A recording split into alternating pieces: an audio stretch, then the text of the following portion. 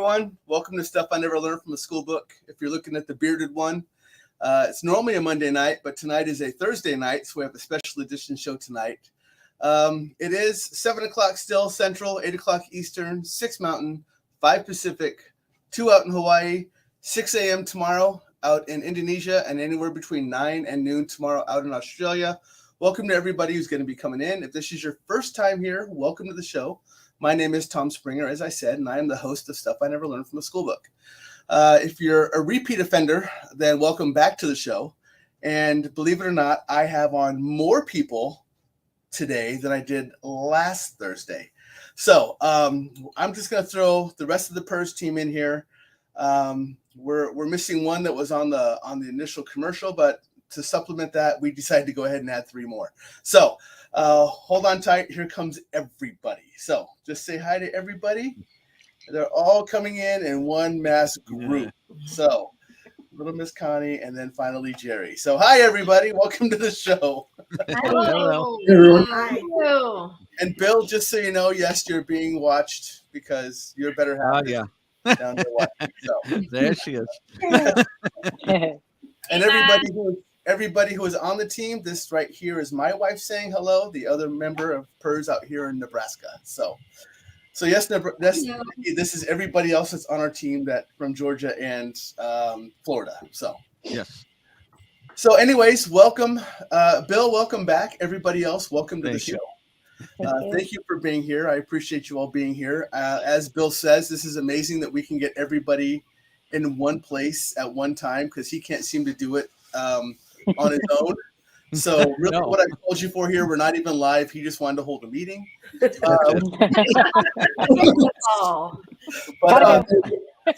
like, look at all of them turn off. But I'm going to go ahead and ask you all again, if you would, well, for Bill, you're again, but as the audience member knows I did before, if all of you would kind of tell us who you are, how you got involved, and anything else you want to talk about what you do for this wonderful group. Bill, I'm going to have you start again since they kind of heard you last time, but it's just like a refresher. It's kind of like last week was a pre-test. This is the real test. This is the real one? Yes, this is the real one. In case anybody doesn't know me, my name is Bill Slevin. I'm the founder of the Paranormal Existence Research Society. I've been doing this for about 35 years. I'm a paranormal investigator, researcher, educator, parapsychologist, demonology specialist, and this is the other half of the team. Let them go. Right. So Stephanie, I'm gonna have you go. I'm gonna basically read it off how I'm seeing it. I don't know if everyone else sees it the same way I do, but Stephanie, I'll have you go next. Hi, I'm Stephanie. I'm one of the newest members to P.E.R.S, and pretty much this has been my whole life, but I never really thought that I would be a person to join a paranormal team and do investigations and help others. And it was just by chance one day that I was looking on Facebook and found an ad for a group, and it was like it was meant to be. So I applied, and I spent a good amount of time with that group, learning and absorbing everything I could. And then it's just blossomed from there. I joined the Warren Legacy Foundation. I've learned and helped there, absorbed everything I can. I'm still learning every day through the foundation. And and then I've worked with Bill for a while now, and it just made sense to make it official and join his team. I love working with all the members of his team because they're also in the foundation, so I get to work with them quite a bit. And I want to help people. That's my passion, helping, educating, having new experiences, learning new things, and that's pretty much it. Great. Well, thank you. Donnie, you have to wait because we're going to let Jude go first. So, I'm Jude. I'm one half of a podcast that we have together. It's called Voices from the Beyond, where we also talk about spooky things. And we met Bill when we were at a convention, kind of promoting our own stuff. Sure. So that's how we came onto the team.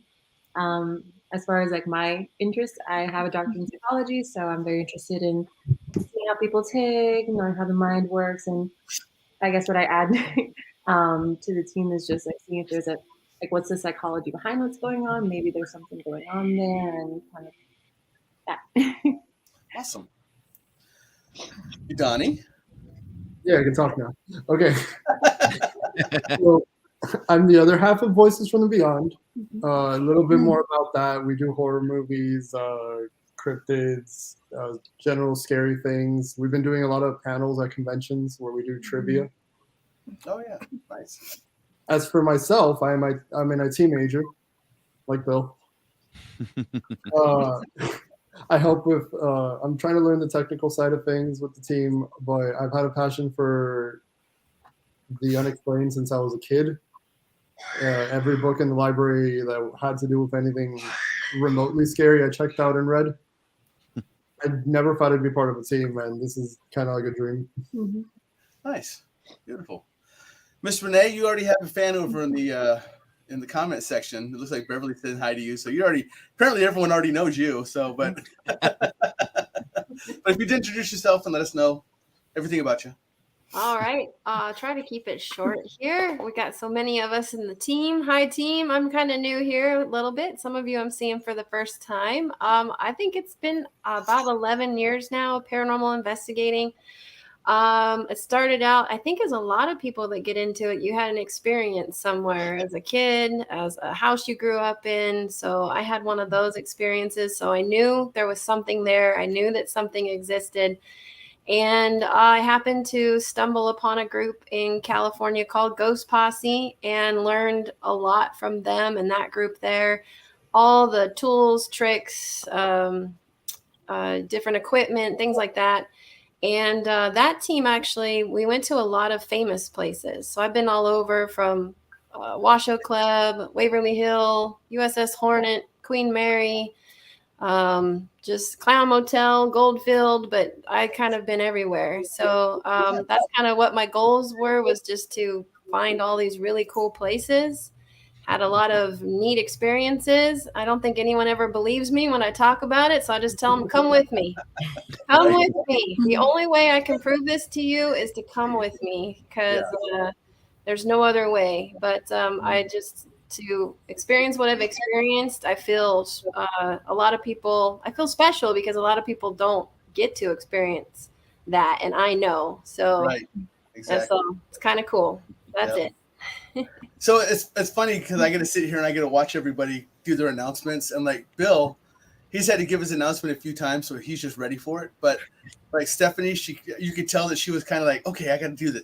But now that the people that are getting later, as you people talk, like Stephanie, when you were talking, Judy, Donnie, Renee, as you were talking, I was watching the others, and you can see the wheels turning in their head. Like, what am I going to talk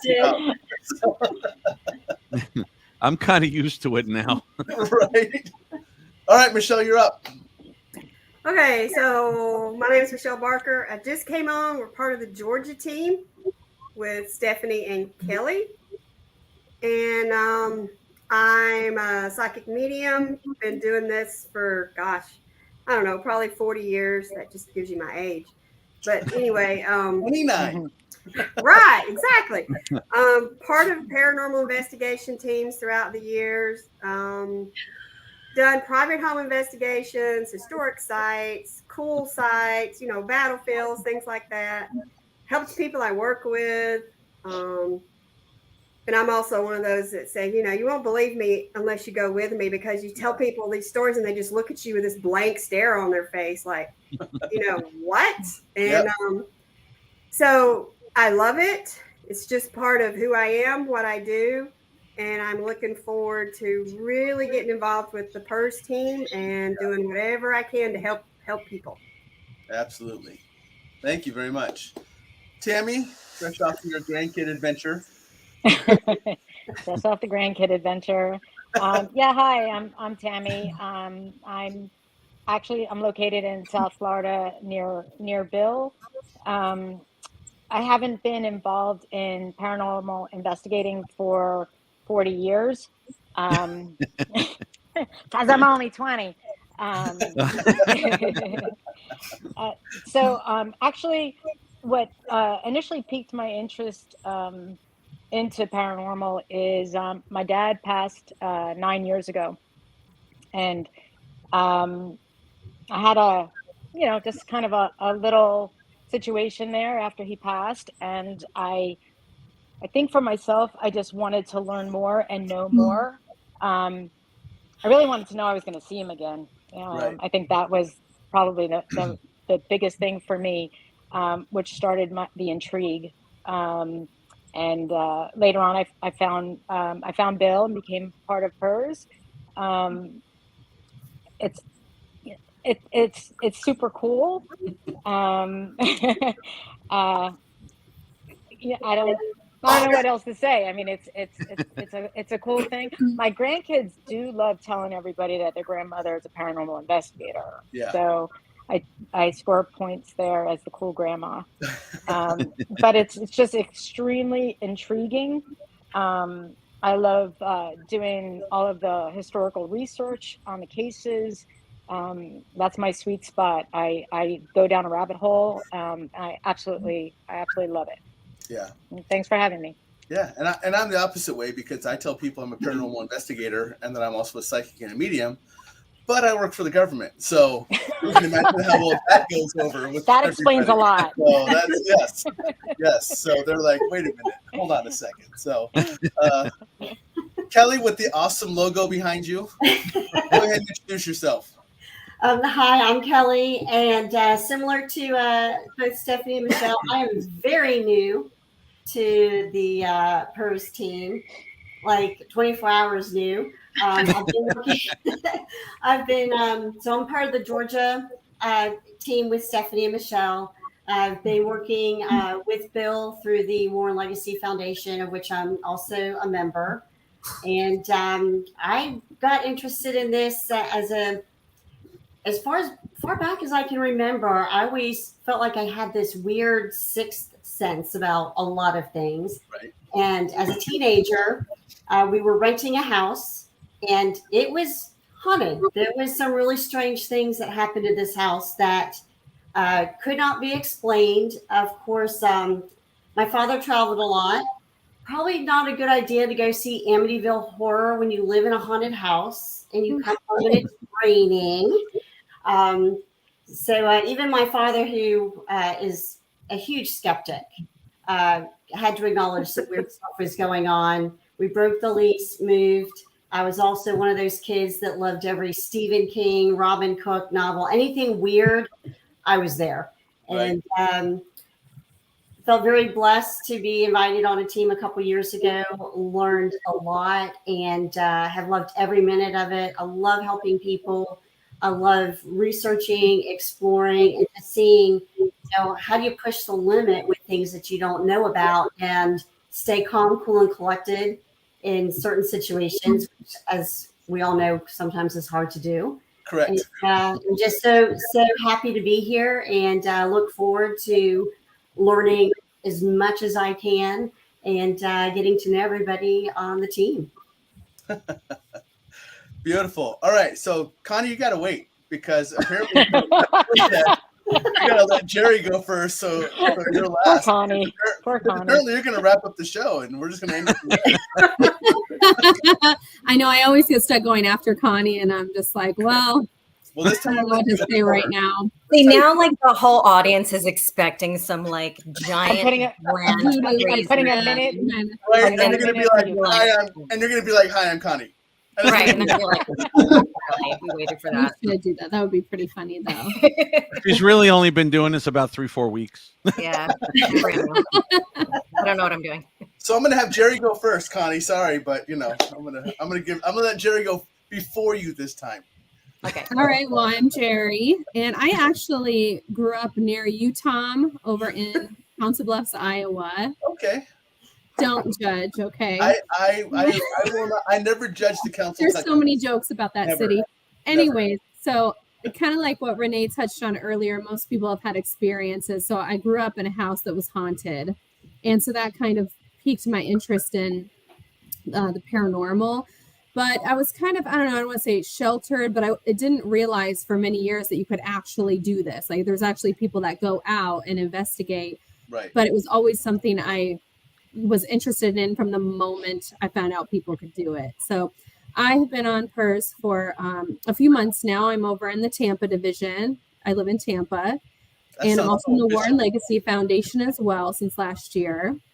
And I would say I've been investigating a few years. I started just hitting different venues that are known to be haunted, and but I've always had kind of like a caretaker heart. So I feel like transitioning to helping people in residentials has been very welcome for me. nice.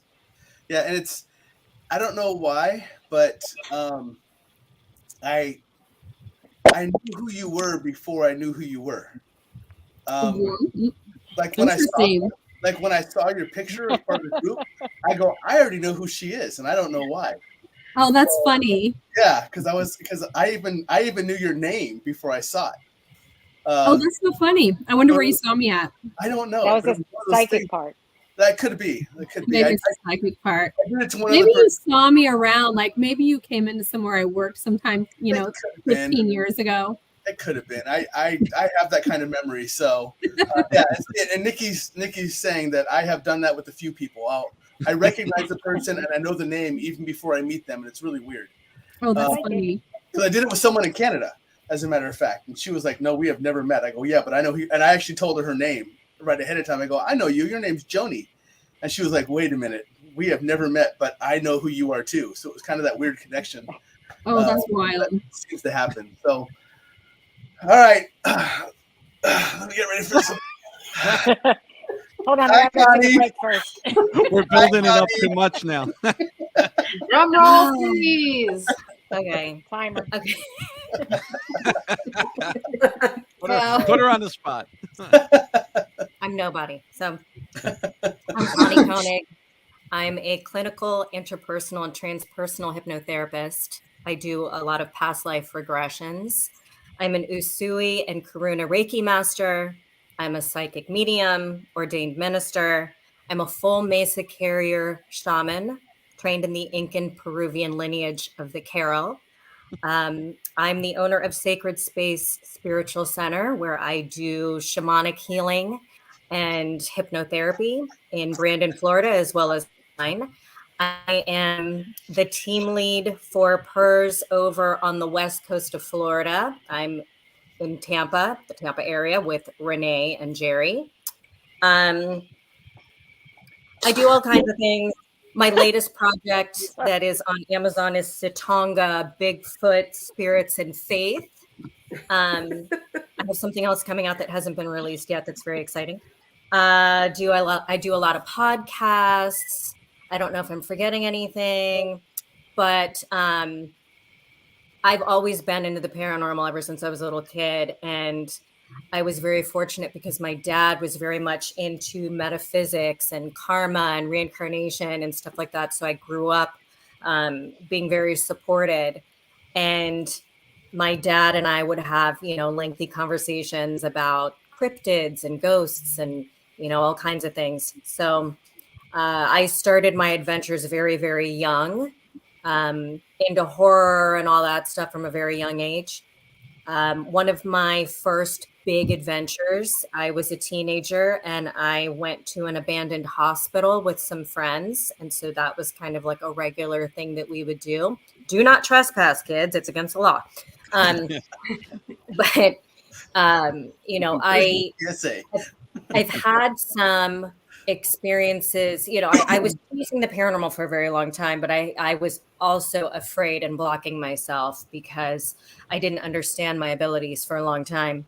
And then, I wanted to control things. Like I want to have experiences, but only when I'm around other people, and it just doesn't work that way. Right. And essentially I was slapped in the face and thrown down a cliff and thrust into learning how to navigate my abilities and to grow them. And it really inspired me to want to help spirit and help people.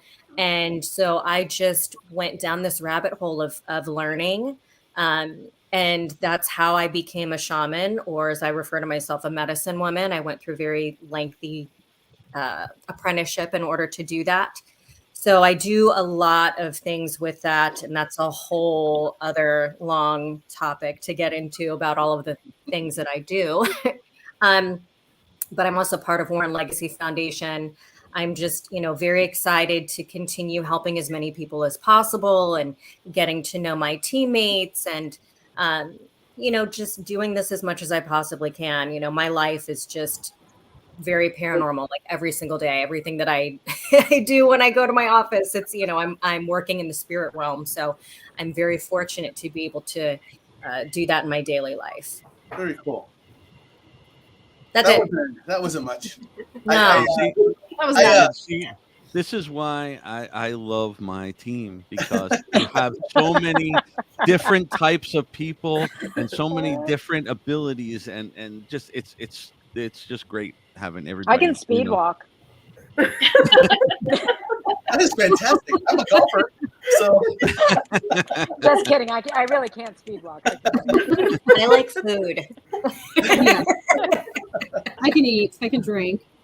I'm a Taekwondo instructor. If when I bring Connie and we're doing a lecture or something, I got to bring out my full bio, so I at least it sounds a little better. well, I was gonna tell you, Connie, I love you, but I ran out of ink on 2 of my pens writing all your stuff down. Oh my gosh.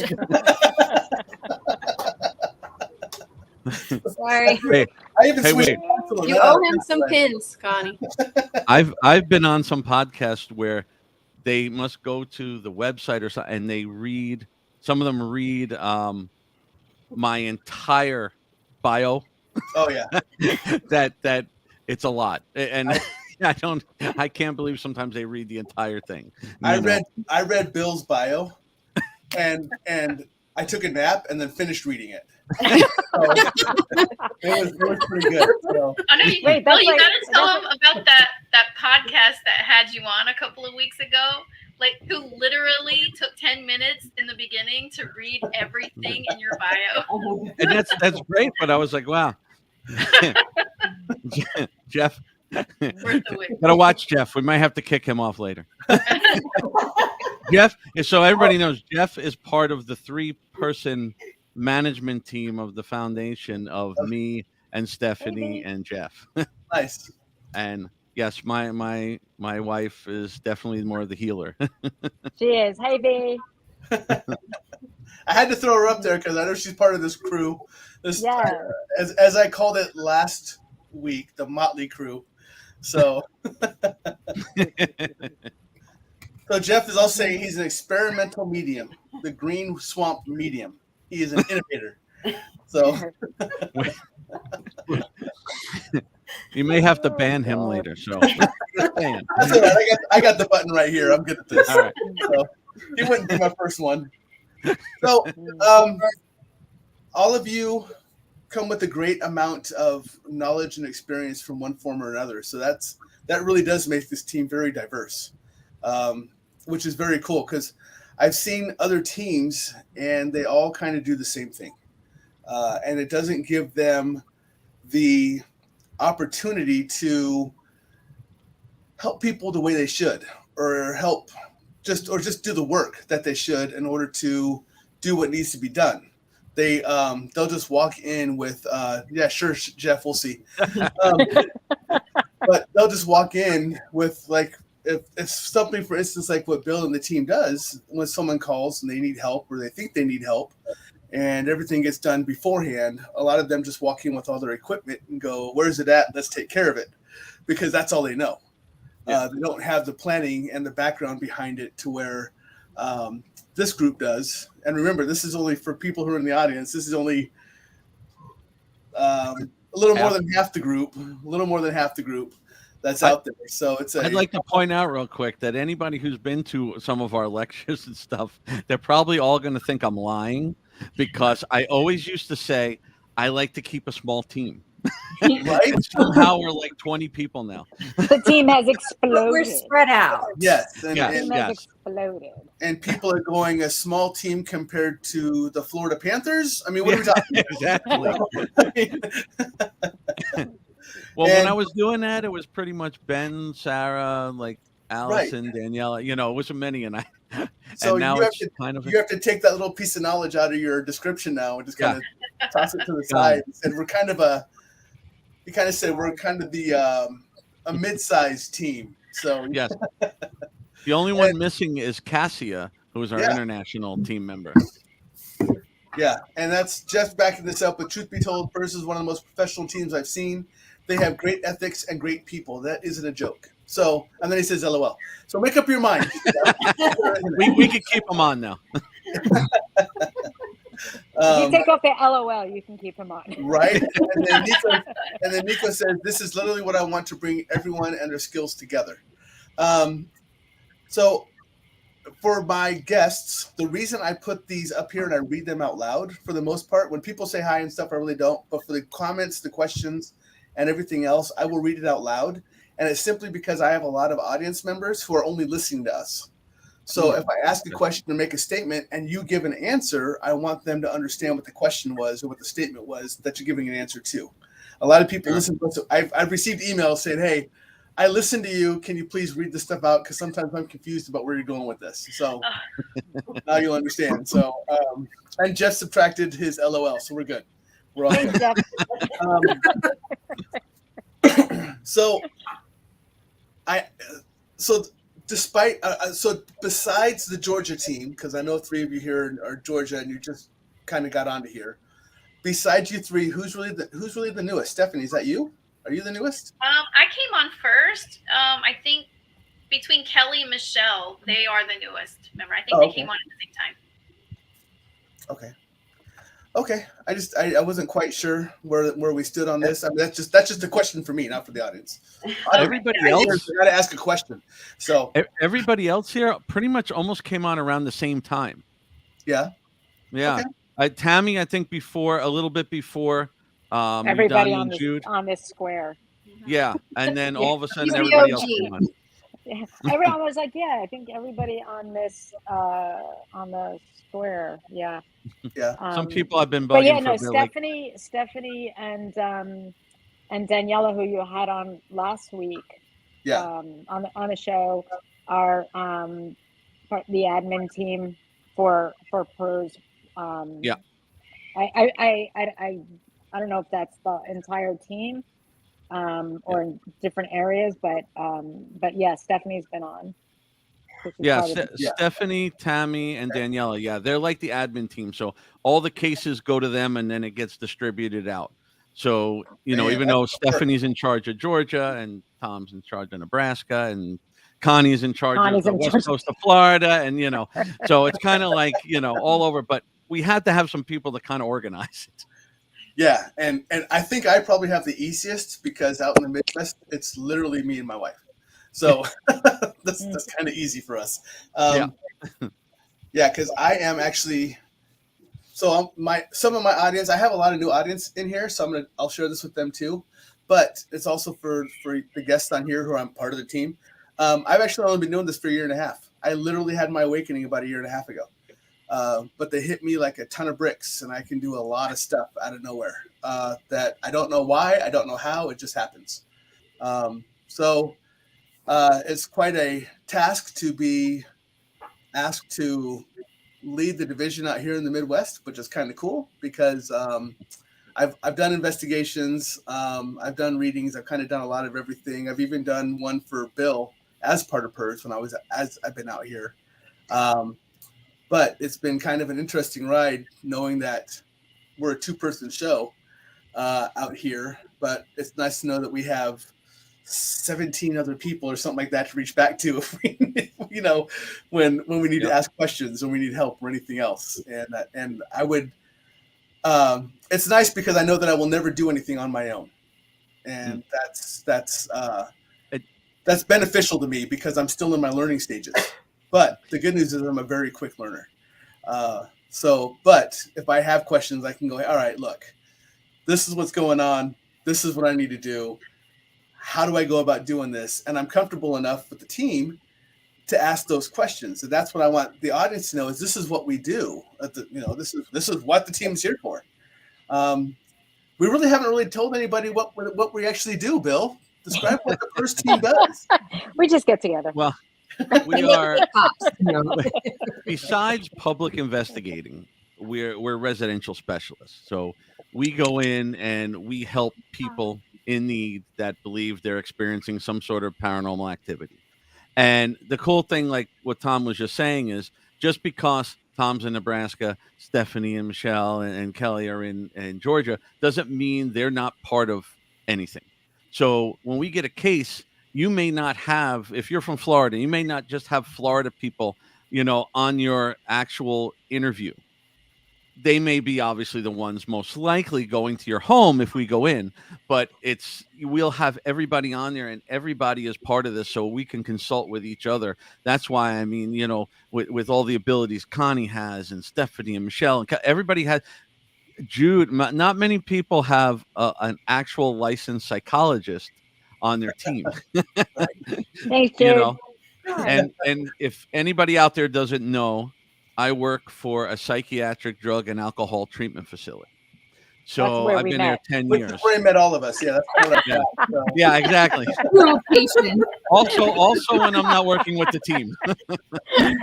So I've been around that stuff a long time. I've learned a lot, and everybody here is very good at, determining what things are. We don't come in, like Tom said, just throwing equipment all over the place and, watching so much TV that we think everything's a ghost. We do come in very scientific, and we're very, particular about what we do. We're not going to come in and just say, okay, you have a ghost, and we're going to stay with you. We're going to help you afterwards. If it's not a ghost, or anything spiritual or energy or something, we're going to stay there and we're going to help you. We're going to help you get help no matter what it is. Tom knows that because the case he was on was not so much spiritual. So, and that's what it's about. We're there to help you no matter what. Of course, we are 100% free. We do not charge for our investigations or anything like that. And everything was always done to help people. That was my first, like starting back when I started. So, so young, it wasn't out there. You couldn't find people to do this. You couldn't find teams. It was very hard to do when I started. It was not talked about a lot because, everybody thought you were crazy. They thought you were crazy if you were haunted, and they thought we were crazier if we were helping you. Right? Yeah. So Nico is asking, how many calls do we get regularly? It fluctuates. Sometimes we have none. I mean, like anything. And then sometimes we get flooded, but we deal with a lot that just, I don't understand it. I made the form that you fill out for help is very long, and it's for a reason. It's because I know if you fill out that form, see, Tammy, I know if you fill out that form that I can already take one step that you're serious, because it asks a lot of questions, very personal stuff. So I know you're serious, but you'd be surprised at how many people contact us like desperate for help and then don't respond when we get back to them to set up the interview. They ghost us. Yeah, they do. We get ghosted all the time. We get ghosted. And it's something we deal with. But, I used to get a lot of cases all around the country. And that's why now anything I get that's not in our areas get filtered into the Warren Foundation, because I am the regional director for the Southeast U.S. But this way, anything that comes in that's not something we can take care of in our general area, it goes in there. And a lot of times, a lot of us are on that case anyway, but depending on the area of where it is.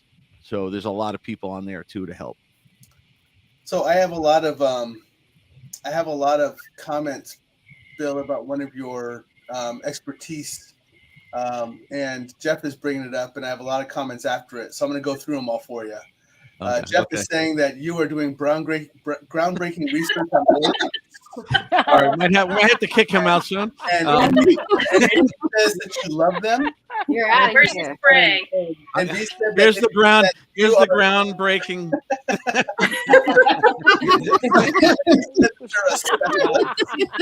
You see how I keep it handy here, just so you know. And just so you know, Robert even chimed in and said he's buying an orb projector for you to add to your research. So I am somehow now Orb Man. I don't know. And we've also It is. we've It is we've one also of the Love things. them. Yeah. we've also been told that you don't even accept her pictures. So- I don't. She goes to Stephanie and tries to ask Stephanie. She does.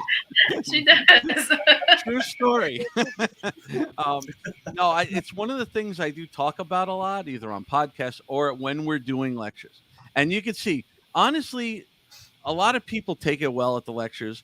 They do want to be entertained. Some of them want to be educated a little bit. And I try to explain, and I don't do it to discredit people or anything like that. I honestly do it to educate them, because if they learn about orbs and they know what it is, then they will know when they actually capture something. They will know right away when they capture something a little more, because I'm in all these groups. Everybody knows I'm in all these Facebook groups, and I try to help people because they're posting 85,000 orb photos a day, and I try to educate them a little bit so they know what they're looking at. But most of them only want validation of what they so believe. angry. They get they act as if we're trying to act like we don't believe, like we're disbelievers. Yeah. And I've had people say to me, if you don't believe, then get off of this page. And I'm like, what are you talking about? It's not about believing, Right. but it's about debunking. That's first and foremost with anything paranormal. You want to debunk, because if there's an explanation for it, then it's not paranormal. Yeah. And if it's no not fun. glowing, it's not an orb. It's no fun if you just see something like, oh, it's a ghost. You don't know. It makes it that much more special when you find something that is legitimate, that you cannot find any explanation for.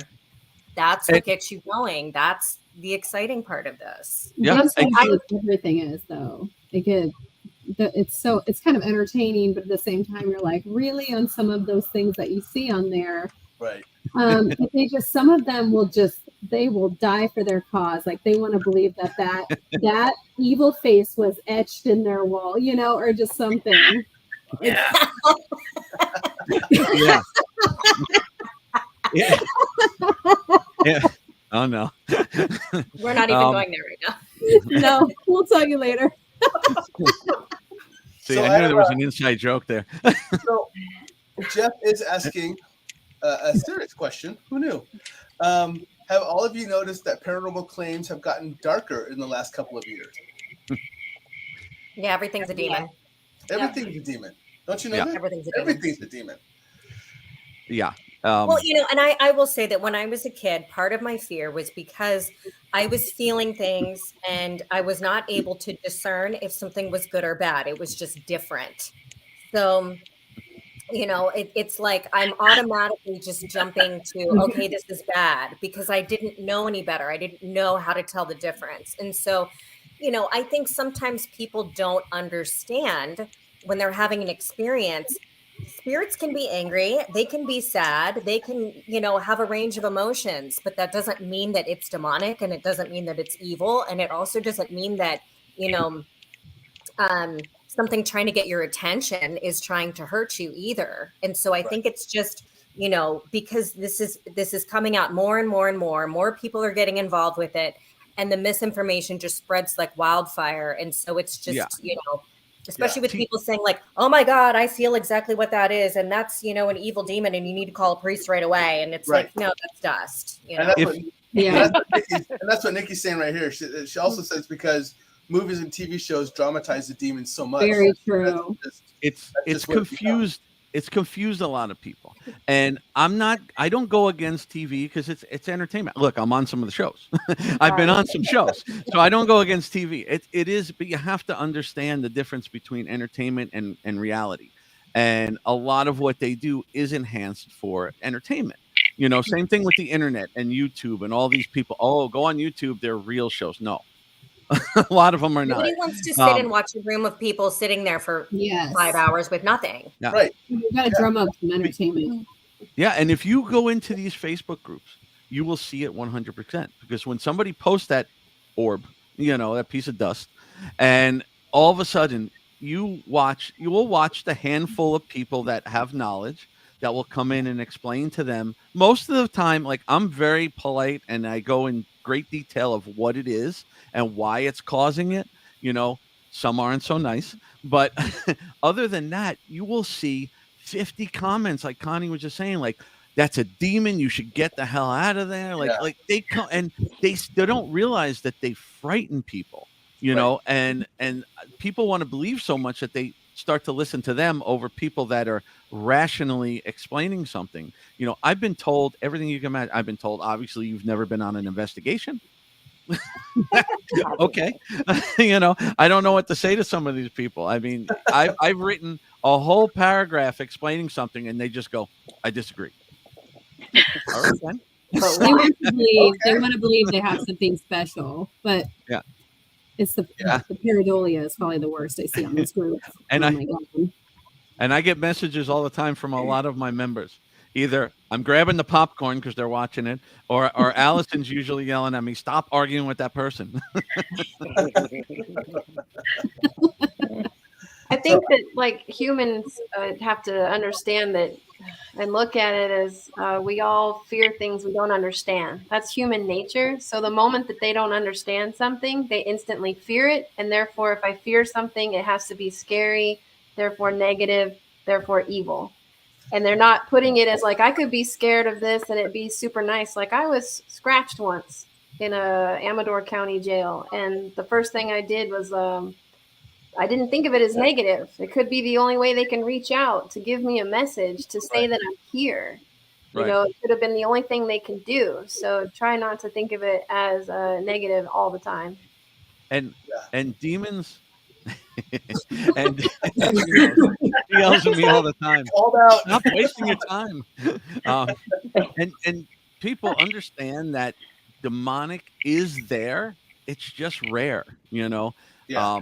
I've been involved in demonology in cases for 20 years, you know, with that side of it. And I've been on cases and I've seen stuff that you would never believe, but it is there. It's just not as common as they're making you believe. Correct. You know? Yeah. Thank goodness. Yeah. I had on I'm sorry. Who am I over now? Like everybody like wants to be like the one that says like, oh, I had a ghost in my house and this happened and this happened. It's like, well, maybe not so much. Maybe a movie isn't going to be made about this, you know, random pattern on your wall. But true. Yeah, it's We've a cool actually thing. been contacted by people who the first thing they say is, "I'm being traumatized and tormented every day. Oh, but by the way, you can come in and investigate and then use my case to, you know, I might want to write a book. I want to help people." And you know, people that say that to me, I already know, one, they're not going to listen to anything you say because they already have this preconceived notion that they built up in their head, and they're going to run with it no matter what. Yeah. And you know, we hear it all the time. I mean, and the first thing we get a lot of times in the call is, "I have a demon." There's a demon in my house, you know. And like I said, in those groups, I saw somebody one time post something, and then the people came in and somebody said, "Oh, that's absolutely a demon," from a little blue piece of dust.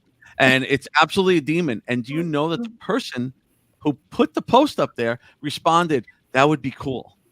See, these are people that have never, ever been involved in something demonic. Right. Yeah. I will tell you, I very rarely get scared out on an investigation unless it is something demonic. When I'm doing demonic cases, they are frightening as hell, honestly. Yeah. They are. I had on a priest, and he will tell you that 1% of 1% of 1% is a demon. So he goes, everything else can portray itself all at once. It may use that term to try to scare you or to intimidate you or anything else, and they may scratch you. And he goes, but if you want to know if it's really a demon, he goes, they do not scratch. He goes, that when they cut you, it is like being cut with razor blades. Yes. And it is deep, and it does not stop bleeding. So he gave a good description of what it was. So what he's witnessed, because he actually has done exorcisms and everything else. That's what he does. But so he talks about it in a totally different way than what just the everyday common person who thinks they have a demon in their house because their lights flickered. And, or they get woken up at 3 a.m. You know, yeah. right up here at It 3 must be. Yeah. Witching Yeah. hour. It's a demon. Joe is asking a question. I'm not quite sure how to read this, but he says, asking because I've come across this conflict. I, too, like to be dedicated and answer questions in that. A friend of mine asked me, what do you do if you're in the middle of a demonic oppression cycle? Bless you. Where they fight to simply motivate themselves to do anything that will lead to help. That will. Right. So, Joe, do me a favor, reword this, send it back to me. I just don't get the last part. I don't either. That's why I'm asking him to reword it. And just for clarification, what does the demonic oppression cycle look like for him? Yeah, or her. Or her, sorry. Well, Joe's asking, I believe, for somebody else. So, and when you were Asking for saying a the friend. 1% of the 1% of the 1%, yeah, then you go deeper into that, and 1% of that is actual possession. right. That's even more. You know, you have Yeah. infestation and oppression. Possession is even more rare. Yeah. So Mark is saying, if you're a jerk when you're alive, you're going to be a jerk when you're dead. Yes. Exactly. Yes. You know what? I'm just telling all of you right now, I apologize. Because when I die, you're all in trouble. I have a list. I always tell Vivian, you better pray I don't go first. If I find a way to save you, Oh my gosh. Miller, are you writing down those names from Facebook groups? Like those people I that have are them really getting laminated. your goat? I'll show you a post. He has that wall sign up like Billy Madison where he crosses her name out in lipstick. Some are on there a few times. I'll be coming back. So Joe says, sorry, I was driving. So he comes back with, maybe to clarify, someone comes to you in a demonic oppression and is unable to fill out your form or find help and follow through, but they need help nonetheless. What do you do? What can you do? If they don't follow through, you can't really do anything with them. If they don't fill out all the correct info and they just fill it out and we contact them and get them actually on to talk to them, then we'll be able to most likely tell, but if they can't, like, here's a perfect example, and I hope this person is listening. I really do. But I don't know if Connie and Jerry, if you remember this at MegaCon, there was a guy, a young kid that came up. He went to the panel that we had, and then he came up to the booth and he was hanging out for a while, and he was talking to Rob actually for a little bit. And then finally, when I was freed up, Rob said, hey, this guy wants to talk to you. And he came over and he was asking me the difference between, how do you tell the difference between a demon and a spirit? And he was very quiet. He was very to himself. And he was actually standing at the table where I had my whole protection kit set up with the cross and the whole thing. And he actually backed up a little bit. And when I tell you, he kept talking. So I kept talking to him and kind of like baiting him on and on. It was a good 20, 25 minutes. He never blinked once. Wow. And he was, I kept saying, are you looking for help? And he would like almost try to answer and stop himself, and I gave him my card and stuff. I never heard from him. Can't push it, and we're also in the hallway of MegaCon. We don't need like a makeshift exorcism in the middle of MegaCon, but we don't want to provoke anything there. But you know what I mean? Like he never contacted me, but that could be a situation where something was stopping him. It could also be psychiatric that was stopping him. It could be just about anything, but it Or was you were strange both that, blinking at the same time. yeah, no, he was not blinking. I was watching him. He was not blinking at all. I went right to Connie and Jerry afterwards. I'm like, that guy did not blink for 25 minutes. I know. I was like, you should have tried to like get him to pick up one of the crosses or something. I didn't want to provoke it. Just kind of I think that's called cocaine, actually. So. Robert says, I remember him. He had something going on. The air around him was staticky feeling. Yeah. Yeah. He was definitely, I mean, you could tell he was asking for himself, but he wouldn't fully answer me. And I feel like, there's a possibility that he had been dabbling with something that he shouldn't have been. And so, Yeah. Mm-hmm. So Bill, this is another question that's going to pop up, and you and I are going to resonate with this one pretty good. Joe also asked, what if it's a psychiatric patient diagnosed with schizophrenia and being haunted? It's a, How do they know they're being haunted? Well, if it's determined that they're both, right? Like in other words, he's asking, how do you deal with it if it's both? Oh, interesting. Yeah. That's something that's very common, actually. The problem is you have to learn a little bit about psychiatric illness, and you have to learn some of the signs. Like, for instance, we've had some cases with people where the person was this old lady was telling us that she had ghosts in her home. They were in 3 shifts, and they were running a kitchen, a restaurant in her kitchen. And she called me one time at like 3 o'clock in the morning. She said, there's people here waiting to be served, and she doesn't know what to do. And, she said things like they were using her fire alarm to tap in and run her minutes up on her phone. So there's kind of specific things that like ghosts. We had a person that, it was telling them that they would get mad at them and attack them only when they ate wrong.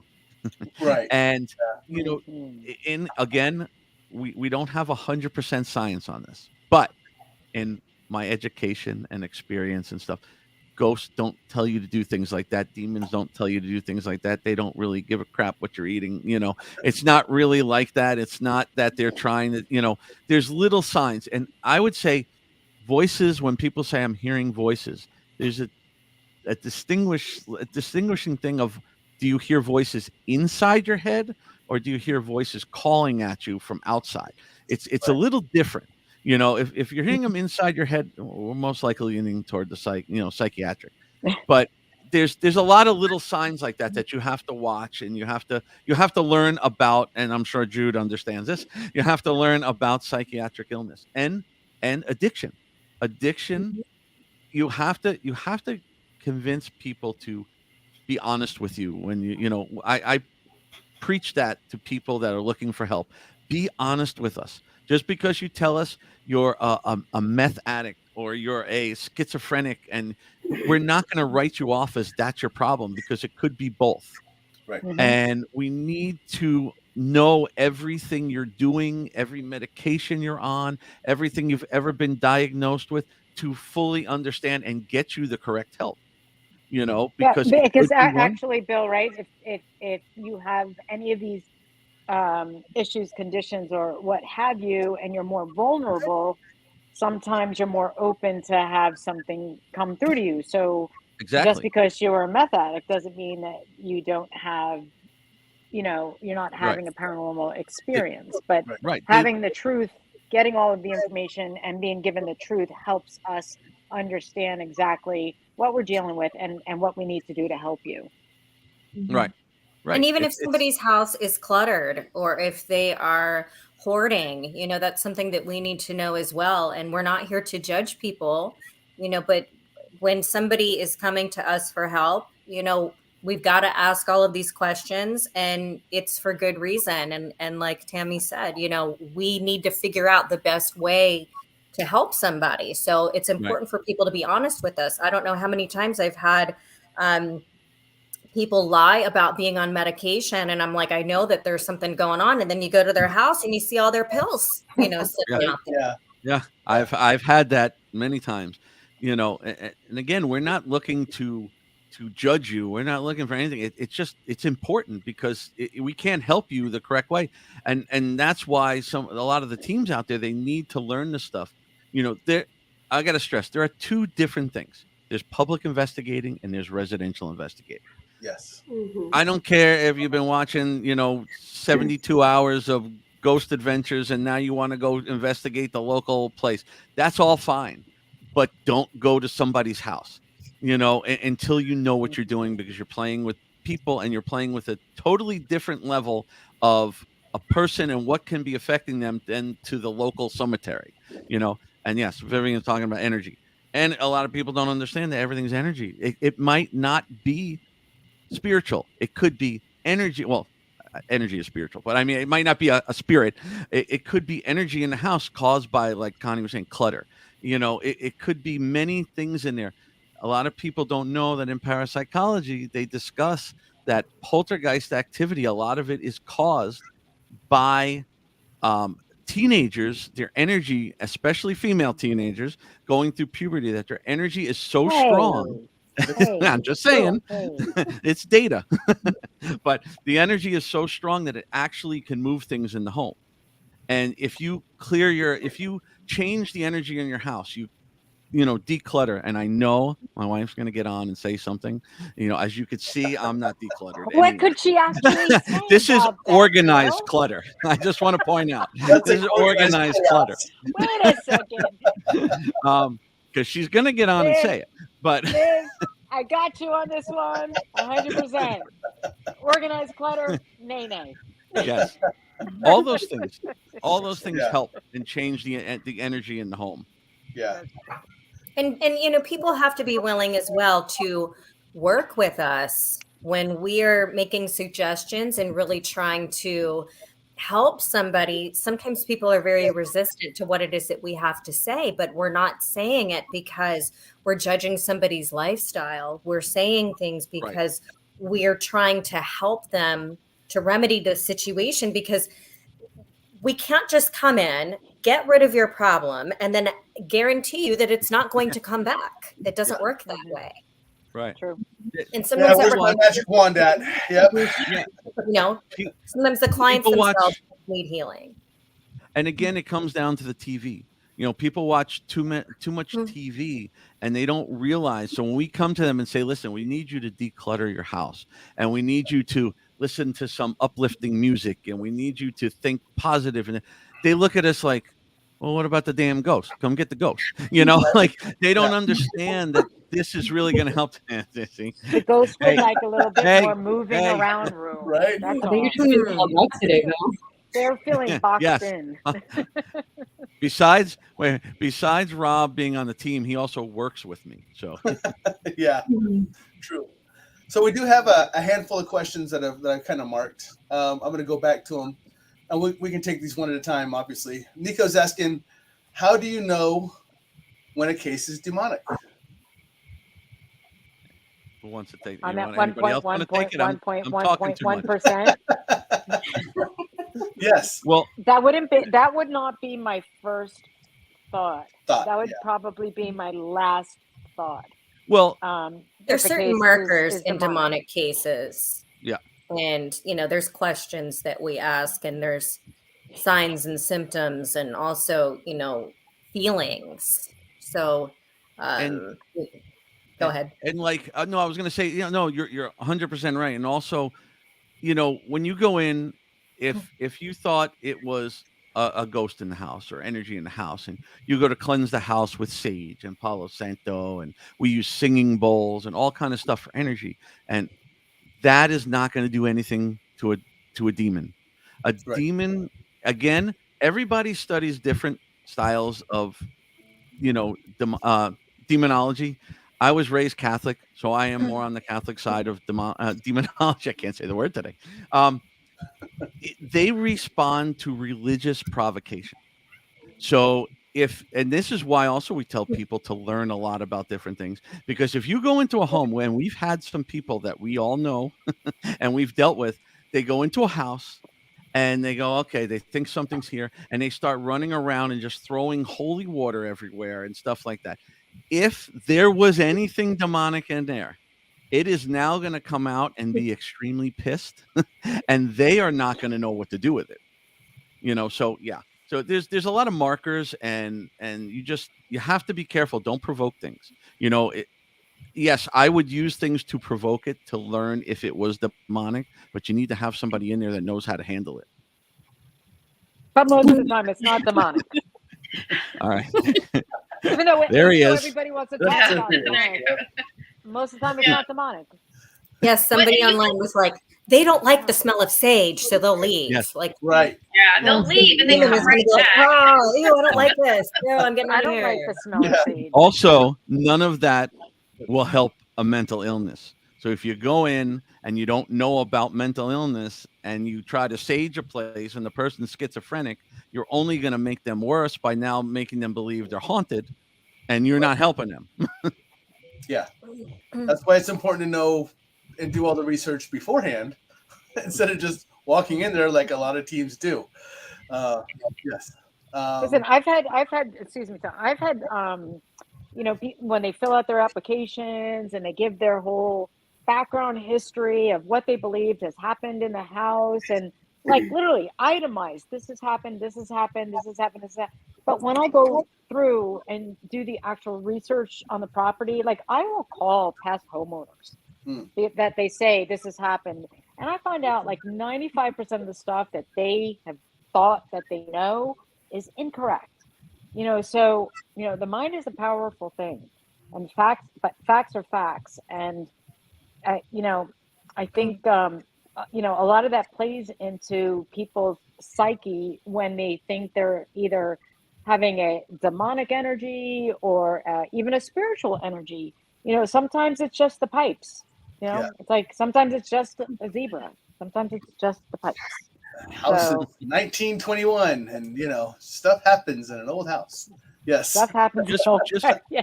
Let I me live put in a this out there. condo and I'm hearing noises. Let me put this out there. Just because somebody died in your house, in your property, does not mean it's haunted. I disagree. Oh wait. And your house does not have to be old in order for it to be haunted. I don't know how many people Right. are like, oh, that place can't be haunted. It's new. 100%, Connie. 100%. Yes. I have a new build. I have a new build. My house is 9 years old, and I have a resident upstairs. Like, for And real. don't play I mean, with I could- equipment in your house. I don't. Don't play with I your don't. equipment in your house. I don't. Because- My husband is the most level-headed person, like, you would ever meet. And if you asked him, he's like, yeah, there's something upstairs in my house. 9 years old. Nothing was built around here. Was Everglades, literally. And yeah, he'll tell you, yep, what's going on upstairs? I don't know. Somebody's walking around up there every Well, night. you're lucky And because if my husband hears something, he looks straight at me and goes, "What did you bring home? What did you do?" Yes. I got it here.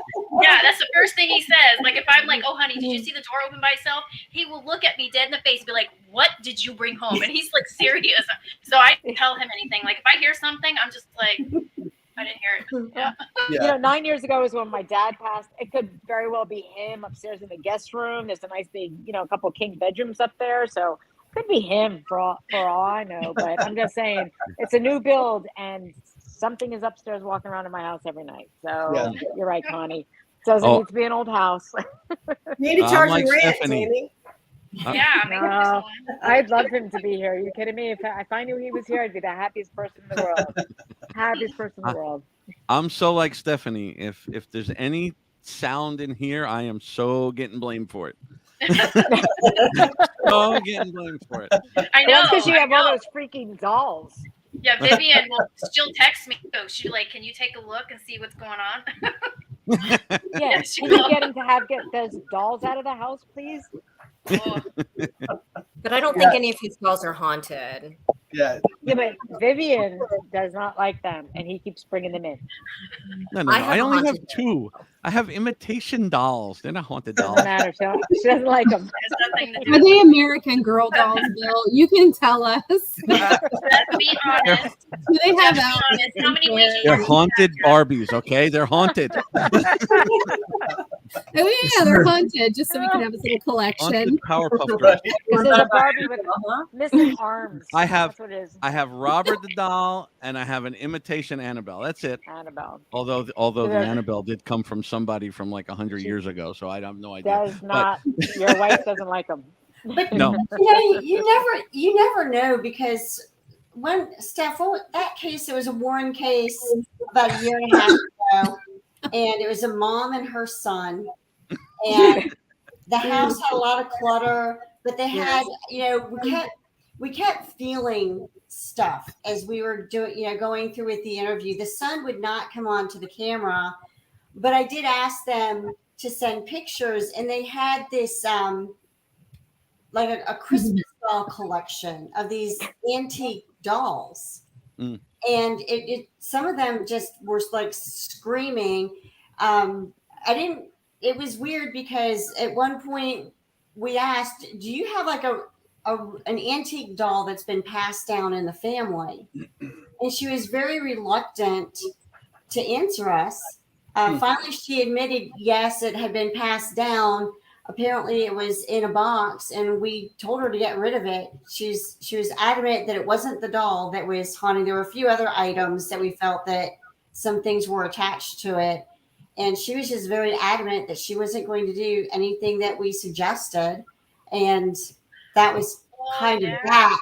But the son, who was probably late 20s, early 30s, collected vintage Barbie dolls as well. There's the Barbies. Bill, you With sent no us arms and that legs. The Barbies. They're all headless, but it's fine. Tom, do you remember Kelly that had the haunted collection? Yeah. Okay. So Absolutely. she contacted me one time a while back, and she was saying that she was what she called herself the haunted caretaker. So she had hundreds and hundreds of haunted items in her house. And we're not talking about your little doll. I mean, the stuff she has is insane with the history behind it. I mean, things with people's bones, and it is totally crazy, the stuff she has. And she takes care of them, as she says.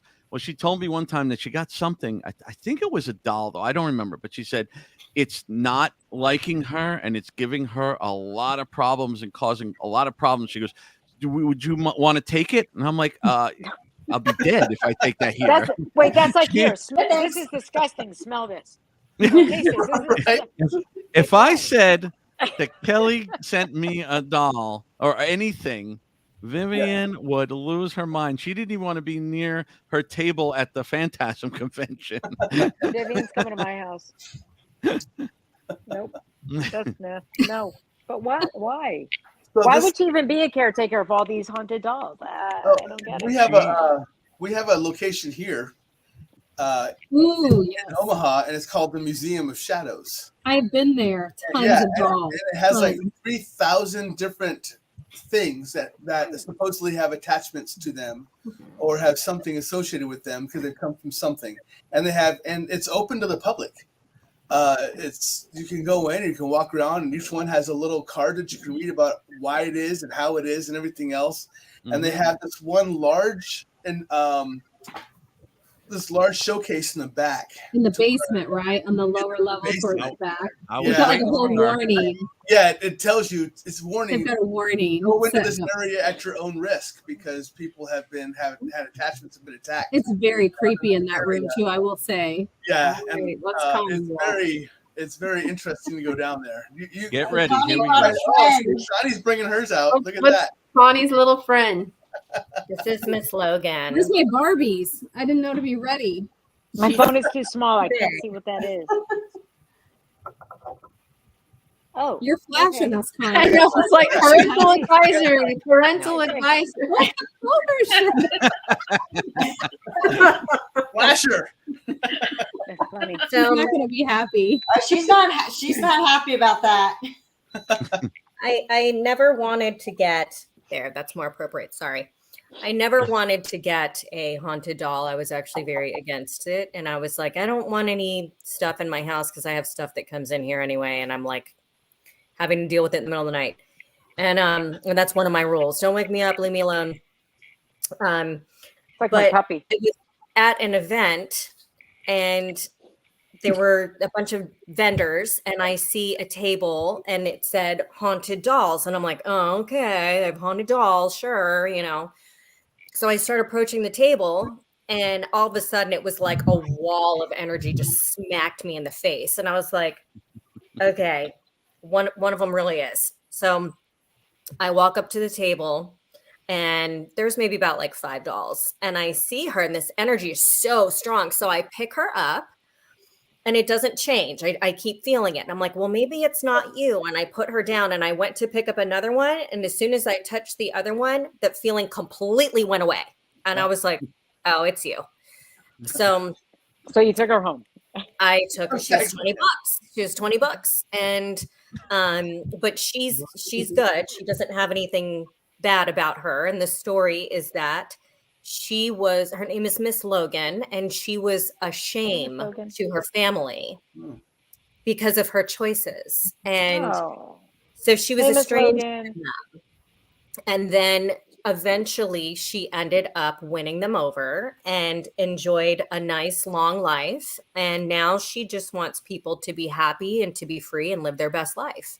So she stays in my room facing my bed. And I have seen her walking around in my room before. Not her, but I've seen Miss Logan actually walking around in my room. I've heard noises. I've had things happen. Jerry had an experience. So Miss Logan's very interesting. I can tell when I go over to Connie's when she is present or not. And you can't see her or anything like that, but you can feel it. And I won't say anything until Connie does. Like, I'll be thinking it like, wow, I'm like, she's creeping at me right now. Because I'll go into Connie's room to grab a charger or something. And I can just feel her looking at me, but I won't say anything. And then in a little while, Connie will be like, I think Miss Logan's here. I'm like, yeah, I think she is too, because A, B, and C, it's a totally different vibe when she's present than when But it's a cool vibe. There. It's a creep. I'm not going to, it's very heavy.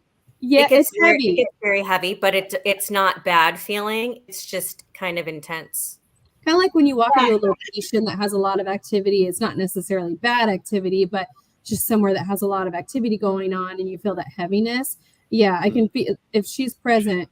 As soon as I walk in the room, I can feel that it's almost crushing to the chest. I would be so single. I can feel her right now. I mean, you can feel it right now. Yeah, I mean, it's pressing.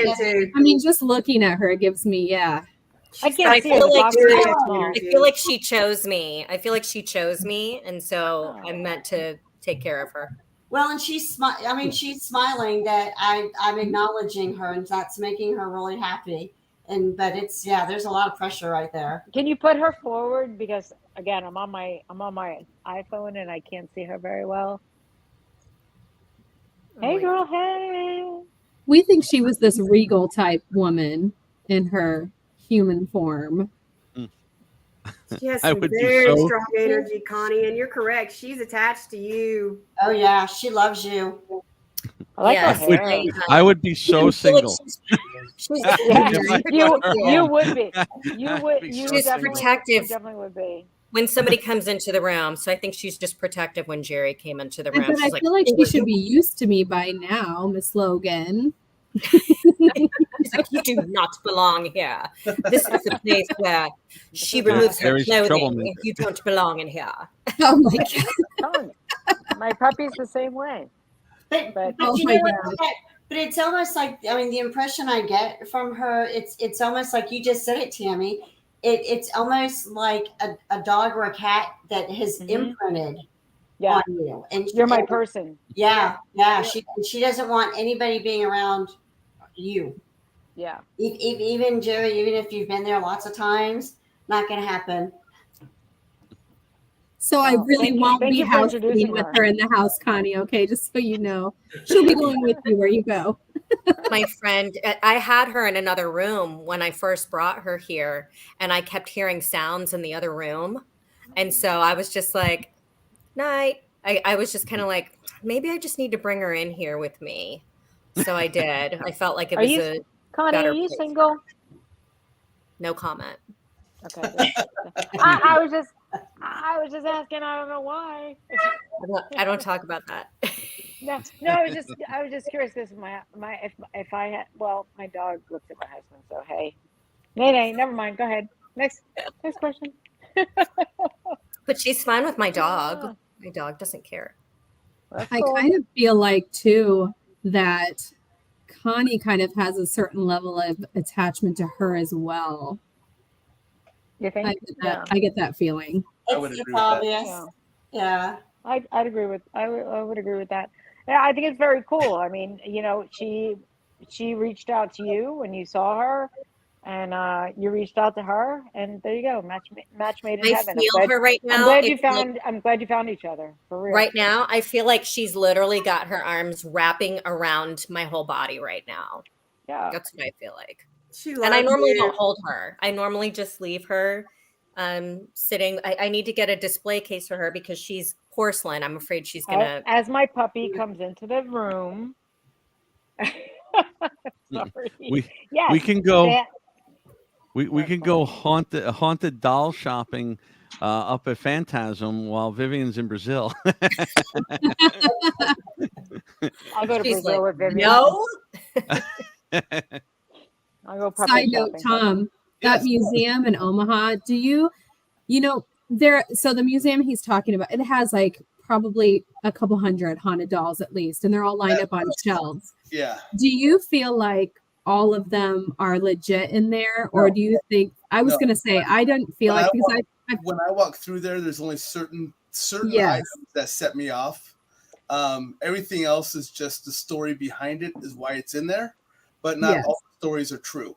and that's kind of how I feel like as well. I feel like somebody handed them, the owners, a doll, and they've got a story and they took it and they're marketing it as really haunted. Yeah. Because when you walk through that room, like the top room, I didn't really feel much at all through that main room with all the dolls. The basement, that's a different vibe down there. Yeah, the only part that I felt in the top area was actually the wall of Ouija boards, and it's just the older handmade ones that kind of set me off. All the other ones were nothing. They're just Ouija boards. They're meant to, a couple of them people didn't know and still have not closed them correctly. So that's why they're still active and setting me off. But the basement, yes, the basement has more active artifacts and things like that. Yeah. But how big is the place? It is about the size of the Spook. It's pretty huge. I'd say it's probably about 6,000 square foot, maybe larger. But they just have stuff. It's 2 stories. They have it. It's an old grain feed building that they have it in.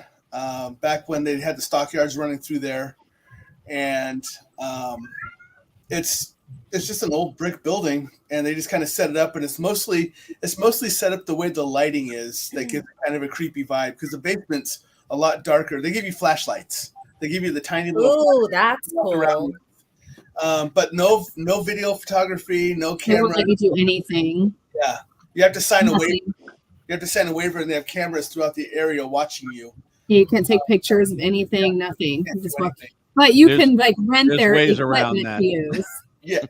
I can cheat the system. Yeah, but no, I would say probably 90% of that stuff has no attachment or anything. I agree with you. I wanted to see what your thoughts were on that because I felt like it was the same way. Yeah, when I walked through there, it was very, very minimal as far as what I felt could have even been associated with anything paranormal or anything else. So yeah, I agree. It's interesting because people seem to think that only like dolls can have attachments, but I was interviewing somebody one time and I can't remember who she was, but she was talking about a museum over in the UK, and they have all these haunted artifacts, and you can actually interact with them. You can go on an investigation there, and you can touch them and hold them. And there's some stuff that's like kind of heavy that they have in a case. I don't know if you can get that stuff out, but she said that the most haunted item they had was a child's nightlight. Oh. That was like the out of the hundreds of things that were there. That's sorry, but that's creepy right there, because when my kids were little or my grandkids, the nightlight is a security thing. Right. And to find out if one of those nightlights were haunted, they would freak the heck out. Yeah, for sure. Just saying. Oh yeah. That's a security thing. I kind of want to go back because I still have a couple of questions here, and this pertains to something that we talked about a while ago. Demons? But Beverly asked, "What does not blinking mean?" Because you mentioned the person that stepped back from your table didn't blink for like 25 to 30 minutes. What does not blinking mean? Well, it's believed when you're looking at signs for the demonic that it will kind of take over the person and make them where they don't blink. They can stare like comatose for a long period of time. So it's like certain telltale signs you look for, because if a person is talking to you and they didn't blink for 20-25 minutes, I highly doubt that they're holding their eyes open and trying not to blink for 20-25 minutes. No, but they could be literally on cocaine, ecstasy. Well, yes, no, absolutely. You name it. I mean, like mental illness can things cause that.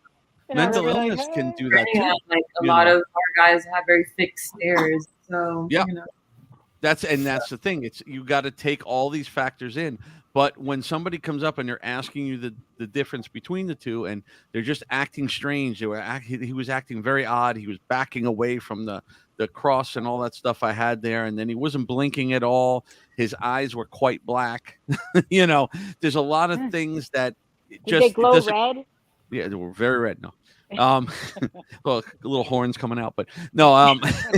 If you have that, then it takes you to a step further to look into it more, and try to figure out what it is. As soon as I see somebody not blinking, doesn't mean, oh my God, get the cross, let's hold them down, but only 1.1% of the time do you do that. Yes, then you hold them down.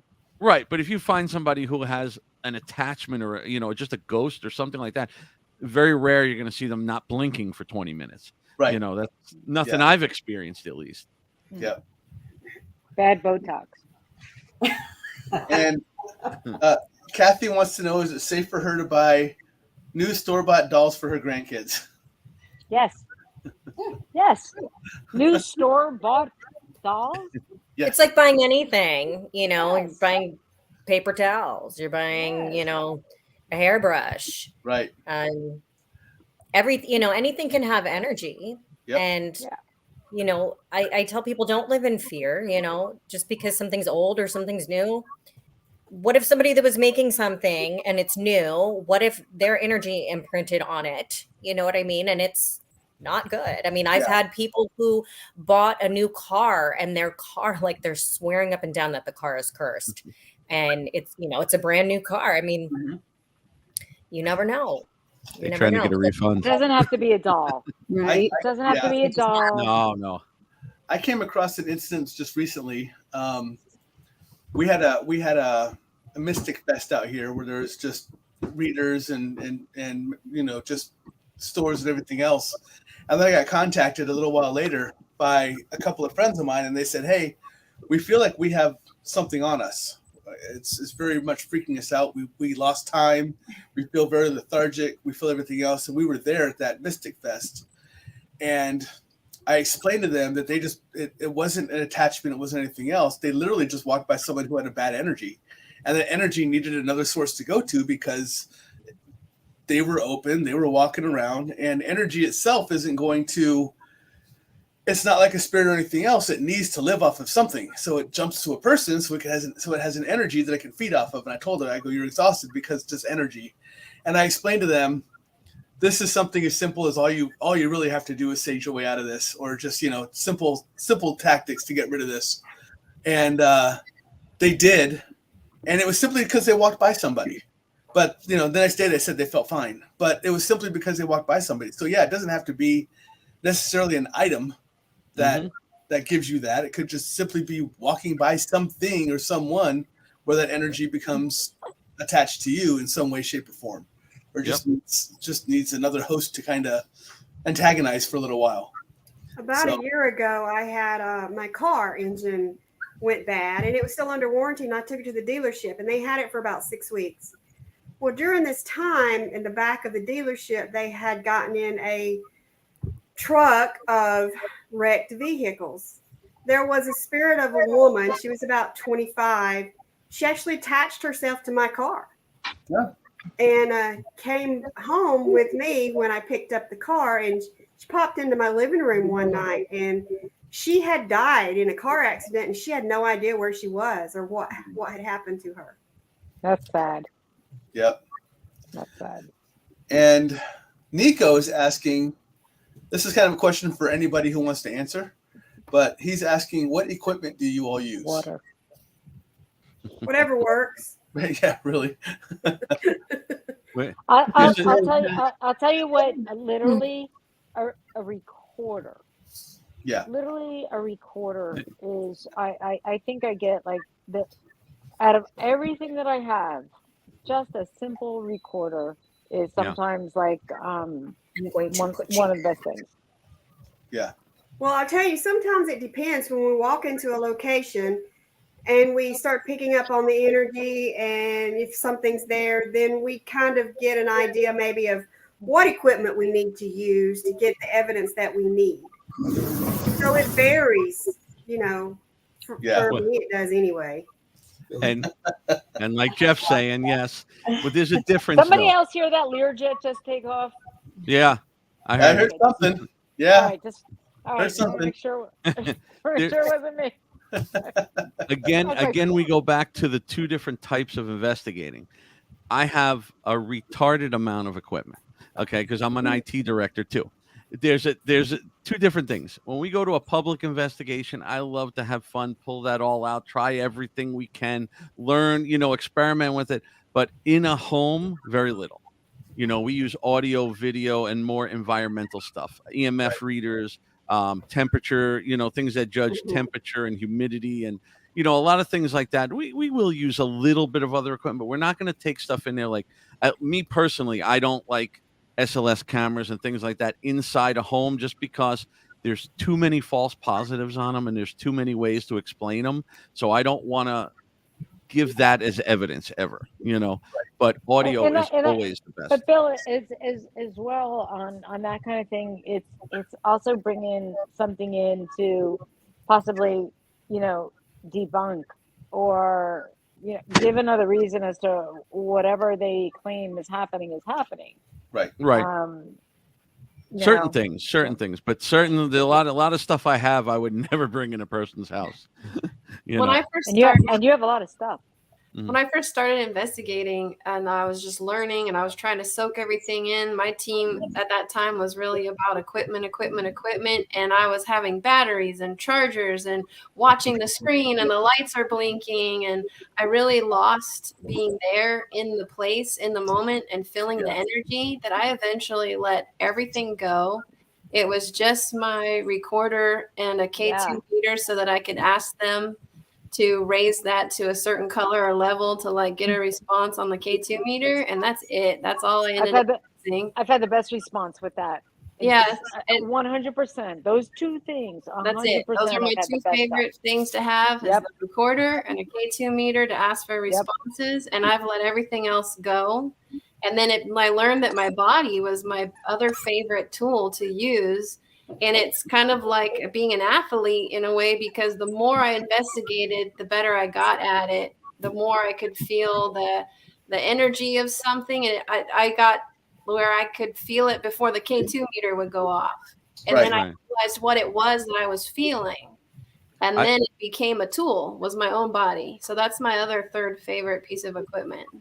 And I've learned a lot. I like to use like the tri-fields and stuff when I'm reading around the house, because I'll use them we use them a lot for base reading, so you could see where energy, where the EMF is coming from. Because I've had cases where I had a case in New Jersey that the whole problem was the massive amount of EMF energy coming out of their circuit box downstairs, because they needed to get an electrician fixed, and all went away. And what they were experiencing was nausea, headaches, hallucinations, and they were seeing ghosts. They were seeing. If you do research on EMF, you'll see that it causes nausea, headaches, hallucinations for massive amounts, and it's very dangerous. It's almost like having carbon monoxide in there. You can't tell what it is. You can't do anything except what you're experiencing. And a lot of people don't realize and know how to search for things like that, and it's important because it can be very basic things like that. I've had animals in walls, everything you could think of. Well, even with EMF, we had a case. It was a residential case. There were two houses next to each other. That basically part of the land was built on an old cemetery. But one of the things that kind of was wild to us, the lady had one of those old, not digital clocks, but it was like one of those analogs where the numbers would flip. And I have a tri-field EMF, and we went through. I put the EMF detector right next to that clock radio, and it went to 257, like power line, super power line grade. And we looked at the client and said, the clock's going to go. I made my husband. I had made my husband that flip thing. Same thing. We had to get rid of that thing. Yeah. Too much. People don't realize Wi-Fi's put out a massive amount of EMF. Huge. Even your air conditioner. Yeah. I mean, we were in a house and you can see like one of the teammates was feeling something in the middle of the room, and it could have been something else too. But then when you looked, one side where the Wi-Fi was over here, and the other side the air conditioner was right there. And when you put them by, it was like off the charts. Yeah. Yep. I agree. And that's what a lot of people are here saying, just too many signals for devices, a lot of things going on. So I'm one of those that I'm my best judgment of anything going on. My equipment is simply just to validate for others. Right. I am seeing, hearing, feeling. But yeah, that's kind of, I have a lot of people asking, do people? What the heck's going on up there? That's the background. It's because she walked away. Wait, I see an orb. It's because she walked away. It was. Oh, that's an orb. Yeah. Everybody wants to know. That's what an orb looks like. No, here's the orb. No. No, I'm sorry. I forgot about the whole background thing. No, that's right. I needed to go light a protection candle. Uh-oh. I'm sorry. Connie's doll is causing problems. Yeah, we have a situation. Yeah, we have a little bit of a situation, so we're trying to resolve it. I'm pushing it. Well, sorry. I told you she was a troublemaker. Miss Logan. It's not Miss Logan Logan. was concerned about it. The dog stood up, and there's something behind me, and I'm pushing on it, and get the hell out of here. Yeah, I'm trying. I'm gonna say goodnight because my puppy wants to play so badly. If you keep hearing squeaky noises, that was him. It wasn't Connie's doll. Yeah, I was gonna start wrapping it up for tonight. Anyways, we've been going for about an hour and a half. So and a lot of people had to kind of jump out. Stephanie jumped out because of her kid, and then Udani claimed that he had to get up at 4 a.m, so he's just being a big baby about it, stuff like that. So Yeah. What a baby! What a baby! Right? Gosh, it's not even midnight yet. Baby, 4 o'clock. What a baby! Well, Tammy, thank you for being on. I appreciate it. Peace out, guys. Yep, we'll talk to you soon. And it was nice to meet you, Kelly Michelle. You too. Bye, everybody. See everybody. Yeah. Bye. Thank you. That's see, Tom. That's how big the team's getting when everybody's introducing themselves. For the Right? first time. I know. Can I just introduce my puppy? Hold on. Sure. Be So famous. That's why I brought you back on. Be famous, Louis. Oh, what a cutie! And Louis getting a little sibling. Oh. Oh, We're getting a new one soon. But anyway, have a good night, everybody. All right. Nice to Good see night. you all. Bye. Oops. We're slowly going down. And then there was Ah, Wait, look at everyone myself. 7. Oh my God. No. Just You were add more getting people. off. can't stop, won't stop. But yeah, so we're actually out of questions. Surprisingly enough, we were out of questions on our comment side. I want to add one thing to the equipment. You do what you do. Yeah. One thing with the equipment: do not use phone apps. I What? cannot stress this enough. Now, if you want to go out to the public plays, the local cemetery, and play around and see what it can do, but understand that a lot of those are actually programmed to produce false results, because the more false results you get that look like something, then more people buy the app. Do not use it. You shouldn't even really use your phone out there at all, because the phone causes so much EMF and so many things going on. Yeah. So Connie has this. So Connie, you're not the first person we've seen do this, which is kind of interesting, because your energy right now. That's what my wife is saying as well. We have had on a couple of guests that when they talk and they go to move their hands, it looks like it's like that blur, like that.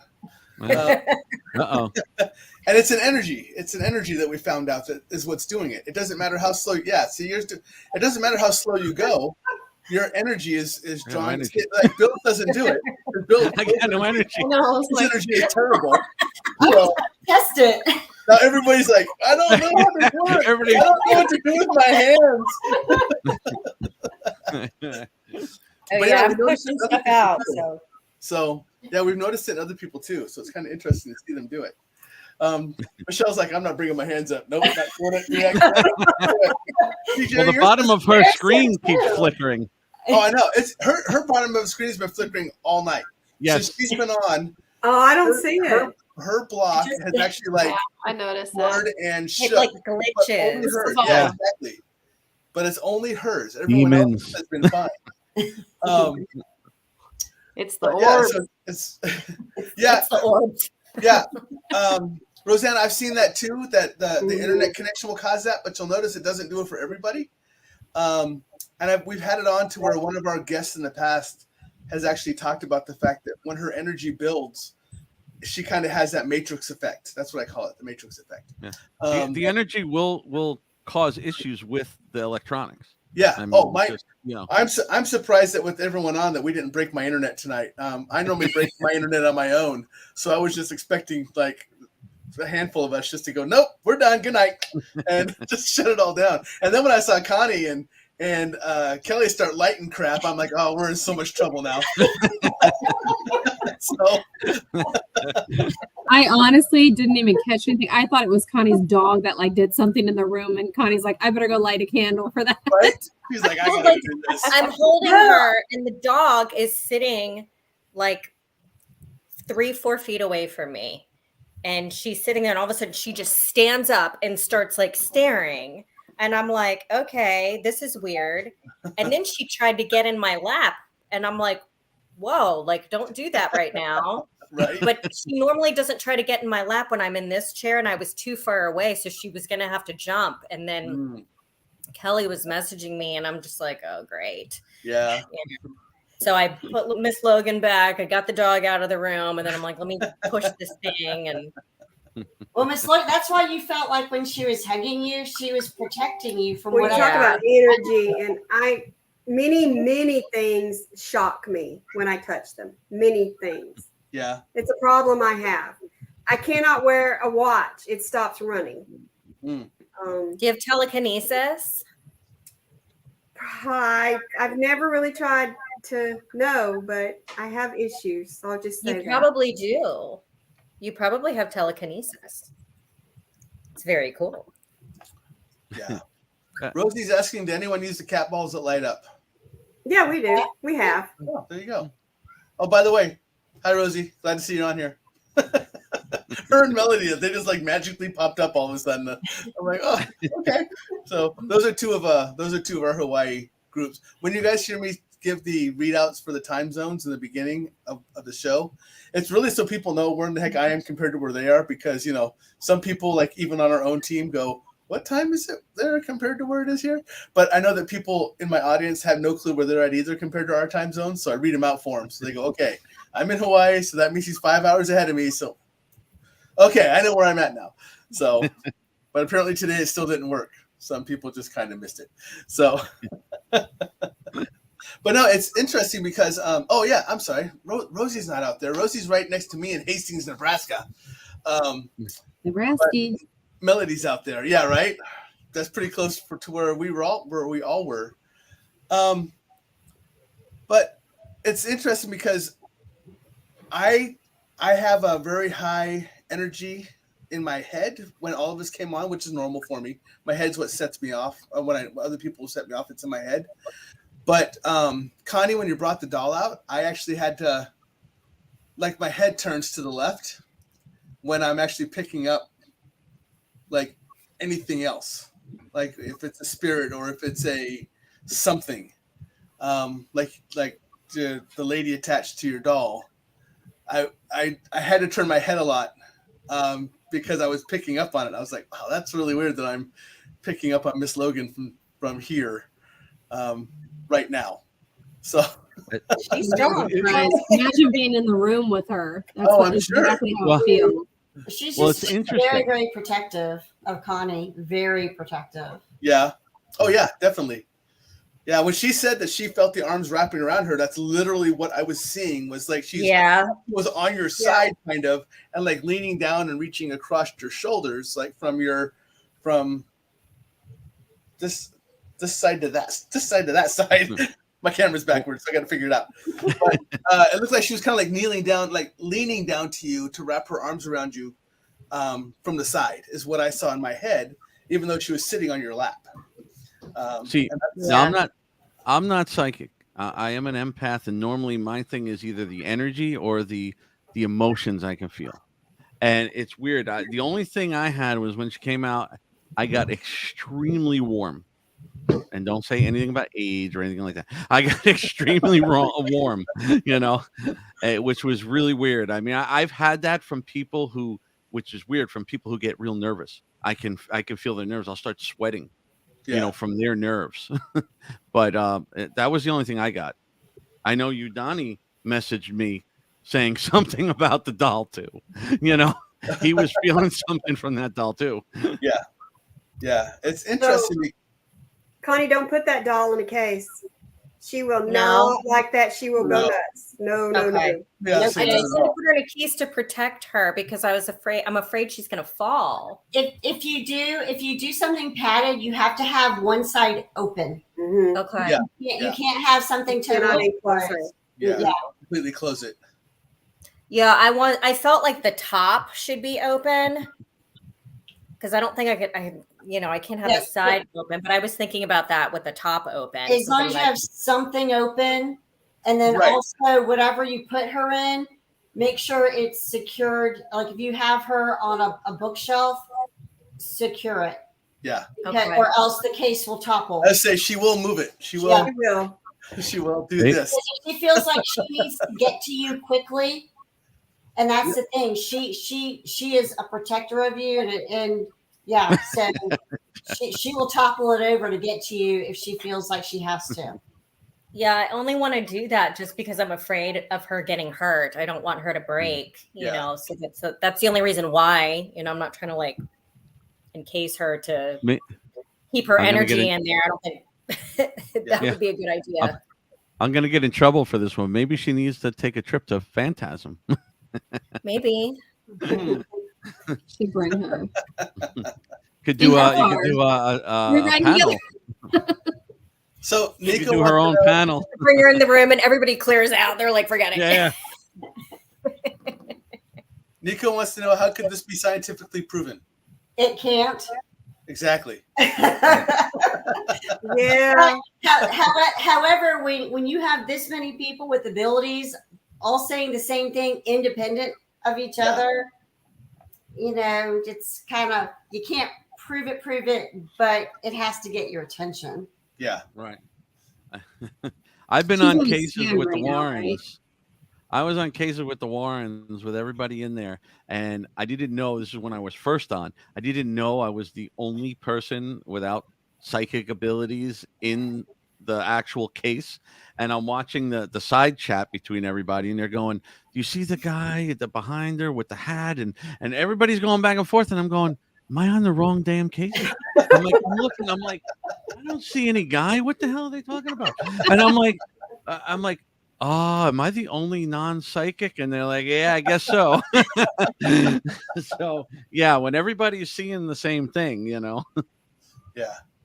So Red asked if about a stand for her. She has a stand, but she's 23 inches tall, and the stand that she has isn't adequate for her because of how big she is. So I don't know if I could get one because she's fairly heavy. So I don't know if I could find one that would properly hold her, I guess.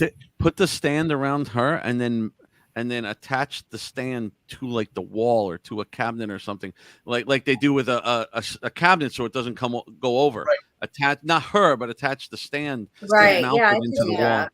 Yep. They That make them where you can actually sit the doll down too, and there's a stand that will wrap around their waist. Okay, I'll have to look into that. Because whatever she has, it's under her dress, and I haven't tried to fool around with it. So She is not going to like that case, though, even if it's Okay. open. She does not want Okay. that. well, then I won't do that. If that doesn't feel right. Like when I tried to look for a case, it kind of felt weird. Yeah, So it's like leaving your. I mean, Zip tie. it's not the it's like best. leaving your puppy in a cage the whole Exactly. time. That's what I was gonna say. It's like putting your dog in a kennel, but I didn't want to use that analysis with Miss Logan. So, Yeah, because I mean, she's not a pet. She's not a pet. Yeah. So I wanted to comment on the question about the cat balls or spirit balls, whatever terminology people want to use. And I know that sometimes there's some controversy around that, but one of the coolest, and this was a fun public investigation, one of the coolest things that we have ever witnessed on another team I was on was that, and we got it on the DVR, was them moving. Like we had set them up, like 18 inches apart. And it was the coolest thing. All of a sudden, I'm watching the DVR, and you literally see nobody's upstairs on the second floor. They had a lot of storage. There was a little bit of clutter. We're looking at the IR camera, and you see one of the cat balls moving. And that was pretty cool. I did it a couple times. And that was fun to watch because I know that they'll go off sometimes by themselves, but when you see one moving, pretty cool. Yeah. I also tell people, some of them say, well, because there's a lot of factors you got to watch for. Is there air kicking on? Is there different things? Because, I mean, they can push them. I'll tell people this will take away the whole part of it rolling across the floor. But if you put it on something like, say, like a bed in the comforter, where it's like nestled into the comforter, it can't roll. It can't really move. If something sets that off, it would really have to give it a pretty good push, to kind of knock it over, because it's not like a little bit of wind came by and it may have rolled, or it can. I tell people that are like very skeptical about them, put it on something where for a fact it can't go very easy. It was shag carpet. Yeah. See, exactly. That's what I'm talking about. Those are the things. Put it there, and when you see that going, it's a little different. I had one. It was on a countertop. It was like slats of wood, and they weren't level. It was not an even countertop. It was really old, and so there was no way that ball would have rolled unless somebody moved it. But I saw the guy. He come in from the back of the building, and I was sitting behind the counter, and he came up beside me, and so I just said, I know you're in here. Just let me. Just do something to let everybody else know you're in here. And he took that ball and he rolled it, not in a straight line, then there was no way it could have rolled over those boards because they were not even.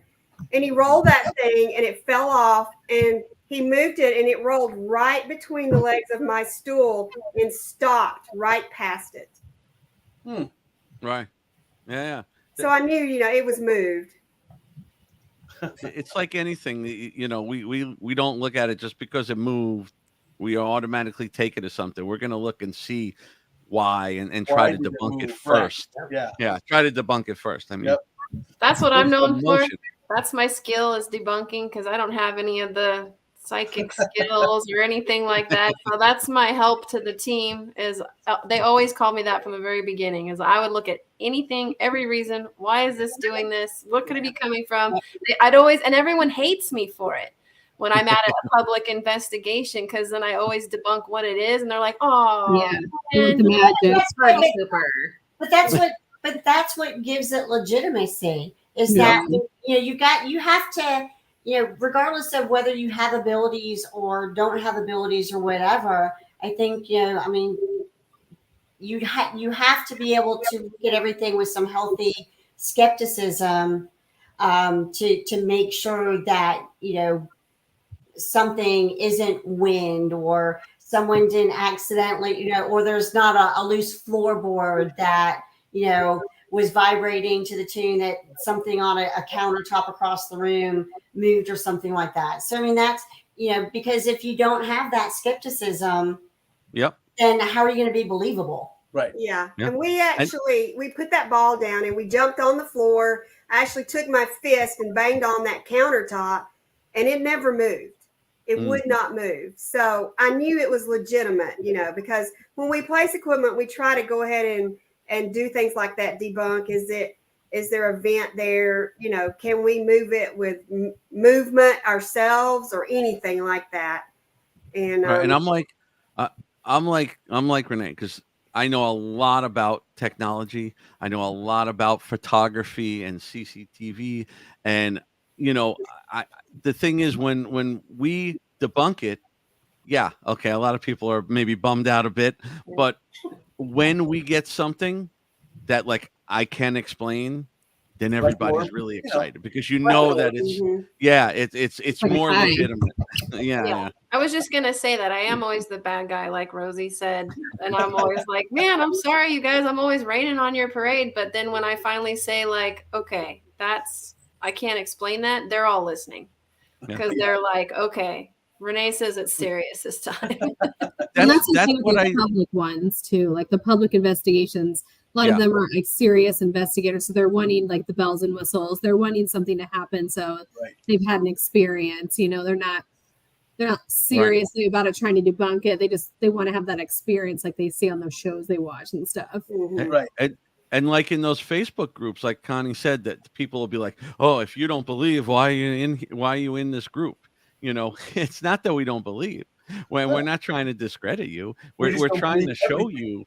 It's it's something that we think is legitimate. That's what we want. We want to have things to share that are legitimate.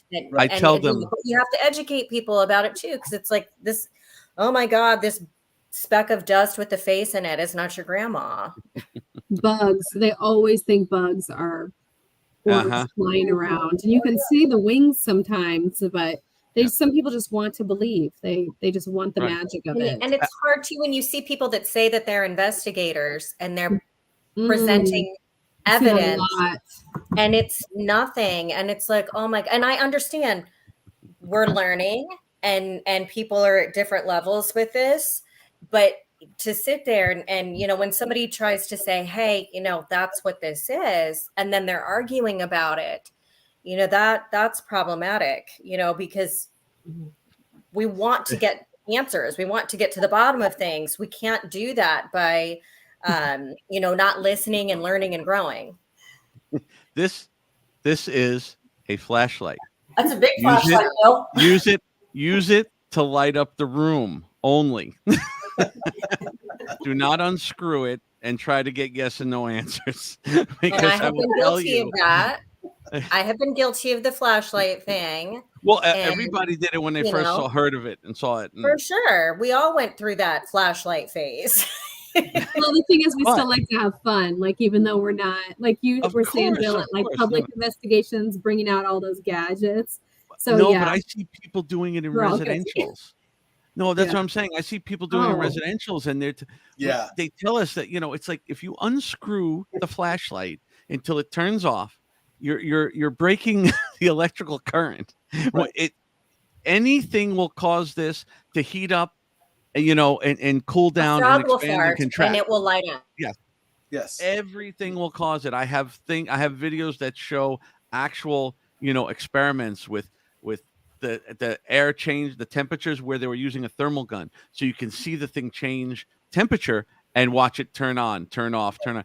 Look, a spirit can manipulate electronics and stuff like this. Has batteries, energy. If it's going to turn it on, it'll turn it on. You don't need to unscrew it. Right. That's all. One of my very first investigations was a residential, and they talked to that flashlight for 3 hours.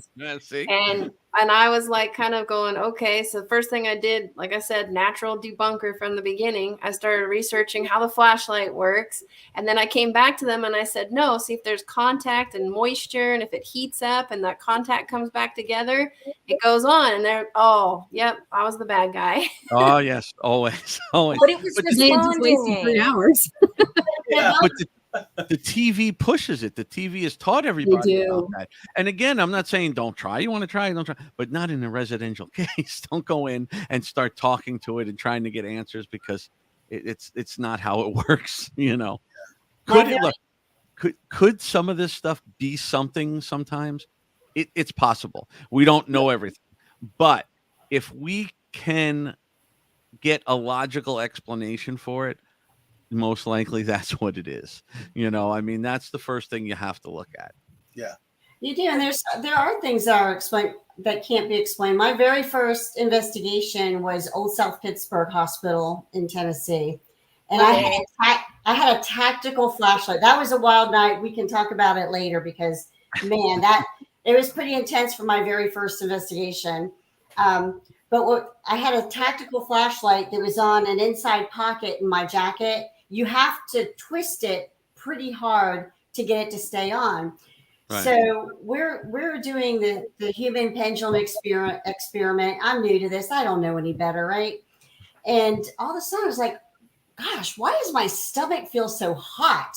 I mean, it was getting to the point where it was burning. I finally started, fooling around with my jacket. I pulled out the flashlight and it had been on. I hadn't touched it. It had been in my jacket. And so I should have known because it was pretty early in the evening that some other weird things would happen. That was just kind of like the tip of the iceberg for that night. But that was pretty cool. But other than that, I've never done the flashlight. So you all have to teach me how to do that. Or not. Or teach you how to not do it. Yeah. Mark, down below, I saw something mentioned. He said about dowsing rods. What do you have? Any of you guys use those? I do. Yes, Well, I do a lot. I have a set and I'm learning how to use them. So yes. Yeah, they've been using that for what, centuries, hundreds of years. I have some, but here's the problem that I have with them is that every single time I've used them, they've worked. And so I'm like, why is it working every single time? However, I've done some experiments with Jerry where we had somebody that had them and I was typing questions into my phone and I wasn't doing it like one right after another. I was taking time in between and it was responding to the questions. So I don't doubt that they work, but I'm just like, why the hell is it working every single time I use it? Well, I've also too, like when I've seen people use them and it's improperly just so easy. Well, and it's so easy for their mind. They're thinking of the answer and they don't realize it, but I'll watch them and they'll just very slightly move and you can see them move. It's just you really have to trust the person doing them. So that's why we did that experiment, because this was actually at a mausoleum where we've got a couple of EVPs. And so I was I want to do headphones first, kind of like the Estes method with it, but we didn't have headphones. So she typed out the sentences on her phone, and then I would pan the camera up to the third party who was holding the dowsing rods. And almost the entire session, she was asking it to do this, do that. And it was almost every single time it did exactly what she asked. There was no way for the third party to know what we were asking. Mm-hmm. And the thing we don't know about it, like I don't use them too much just because it's not me, and maybe it's too non-technical for me. I don't know. But the thing about it is we don't know 100%. Like people realize, well, your hands slightly move. Well, of course, but is it the spirit making us move? You know what I mean? It doesn't mean that just because our hands slightly moved that we're moving it. Right. Yes, physically we're moving it, but something's guiding us. It's just like the Ouija board. It's true, but there's no way to know which it is. Right, well, right. Those light up ones are cool though. Those new ones that light up. Yeah, those are cool. Anything that lights up is cool. I know, right? To me, the basic test is something that Nikki talks about she goes and sees somebody to have some work done, and it's the fall forward or fall back method. You know, she asks a question, and if it's supposed to be a yes or it's a positive answer or something like that, you naturally fall forward. Your body naturally falls forward, and if it's not, then either you stay still or you take a step back. So it's interesting that something as simple as that seems to work as well. Yeah. You know, I think it just depends on the person. When I use my rods, most of the time they're right. And I wish Stephanie was still on the call. Bill's heard me say this before, but we were at a site and Stephanie had lost one of her earbuds, and we were searching Michelle's car trying to figure out, she must have dropped it on the ground. And finally I was like, you know what, let me just go get my rods. So I went and got the rods. We, asked some questions, and it finally, the last question was, are they in Michelle's work parking lot? And the rod said yes. We get done with the investigation, get back to Michelle's parking lot, and Stephanie found her earbud. She was upset about it because her husband had given them to her for Christmas. And so, I at the beginning, when I first started using the rods, I was skeptical. Yeah.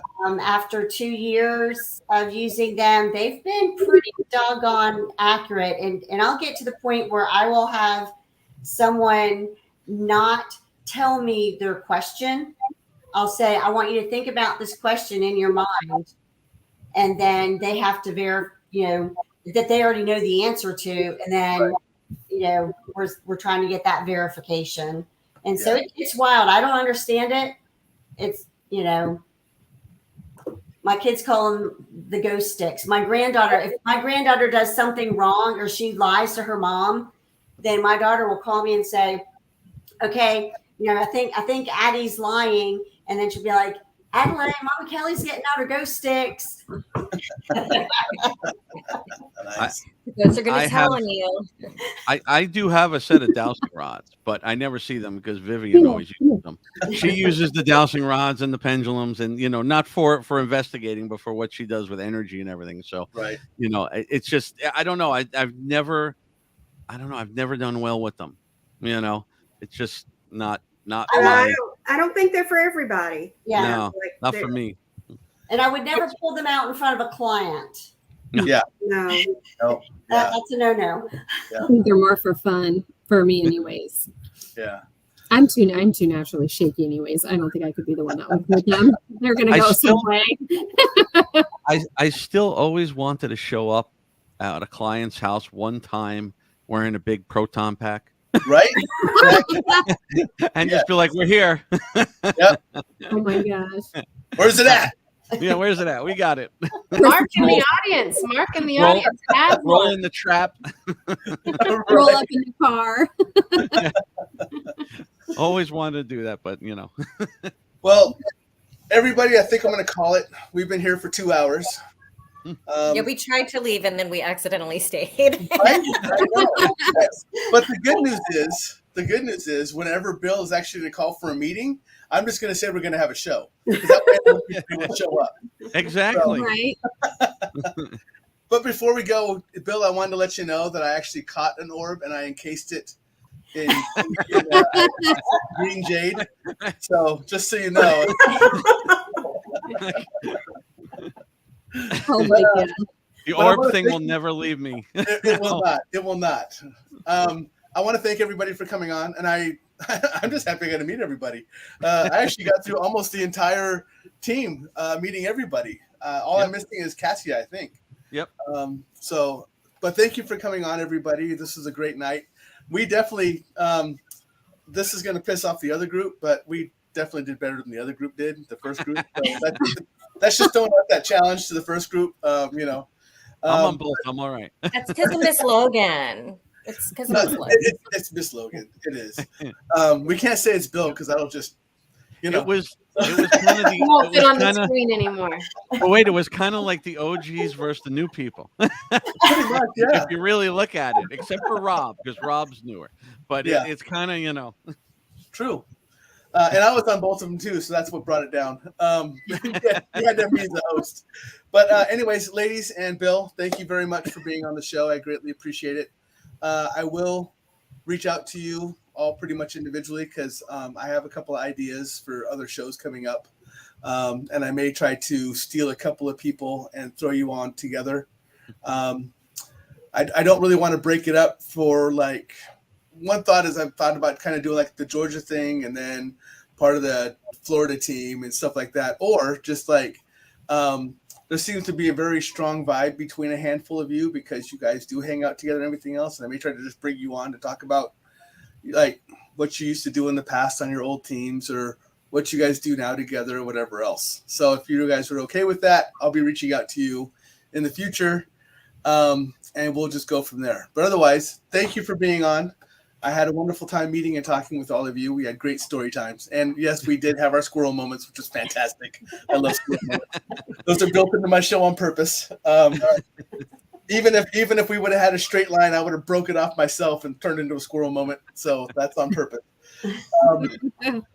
But thank you for coming on. I know my audience greatly appreciated you because they're still here. So that says a lot. And it's 2 hours. I thought it would be no one. Everyone's still there. Oh yeah, everyone's still there, and they're still asking questions and still making comments. So this is fantastic. Guy says Renee has been very quiet. I think that's just because she doesn't really talk over everybody. Jeff is apologizing for the harassment. Jeff, if it was harassment, you would not have been on. I would have shut you off a long time ago. We'll do with him later. Yeah, that's right. I'll let all them deal with you directly. I got to deal with his harassment every day almost. Well, see, there you go. Someone needs to do it. And between him and Rob, I think they got you covered. So, and my wife. True. But thank you again. I appreciate it, and I will talk to you all soon. Thank you. Thank you, Tom. I appreciate it.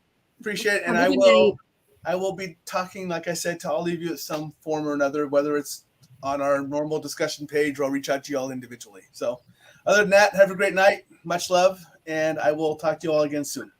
Thanks, Tom. Thanks, everybody. Thank you. See you later.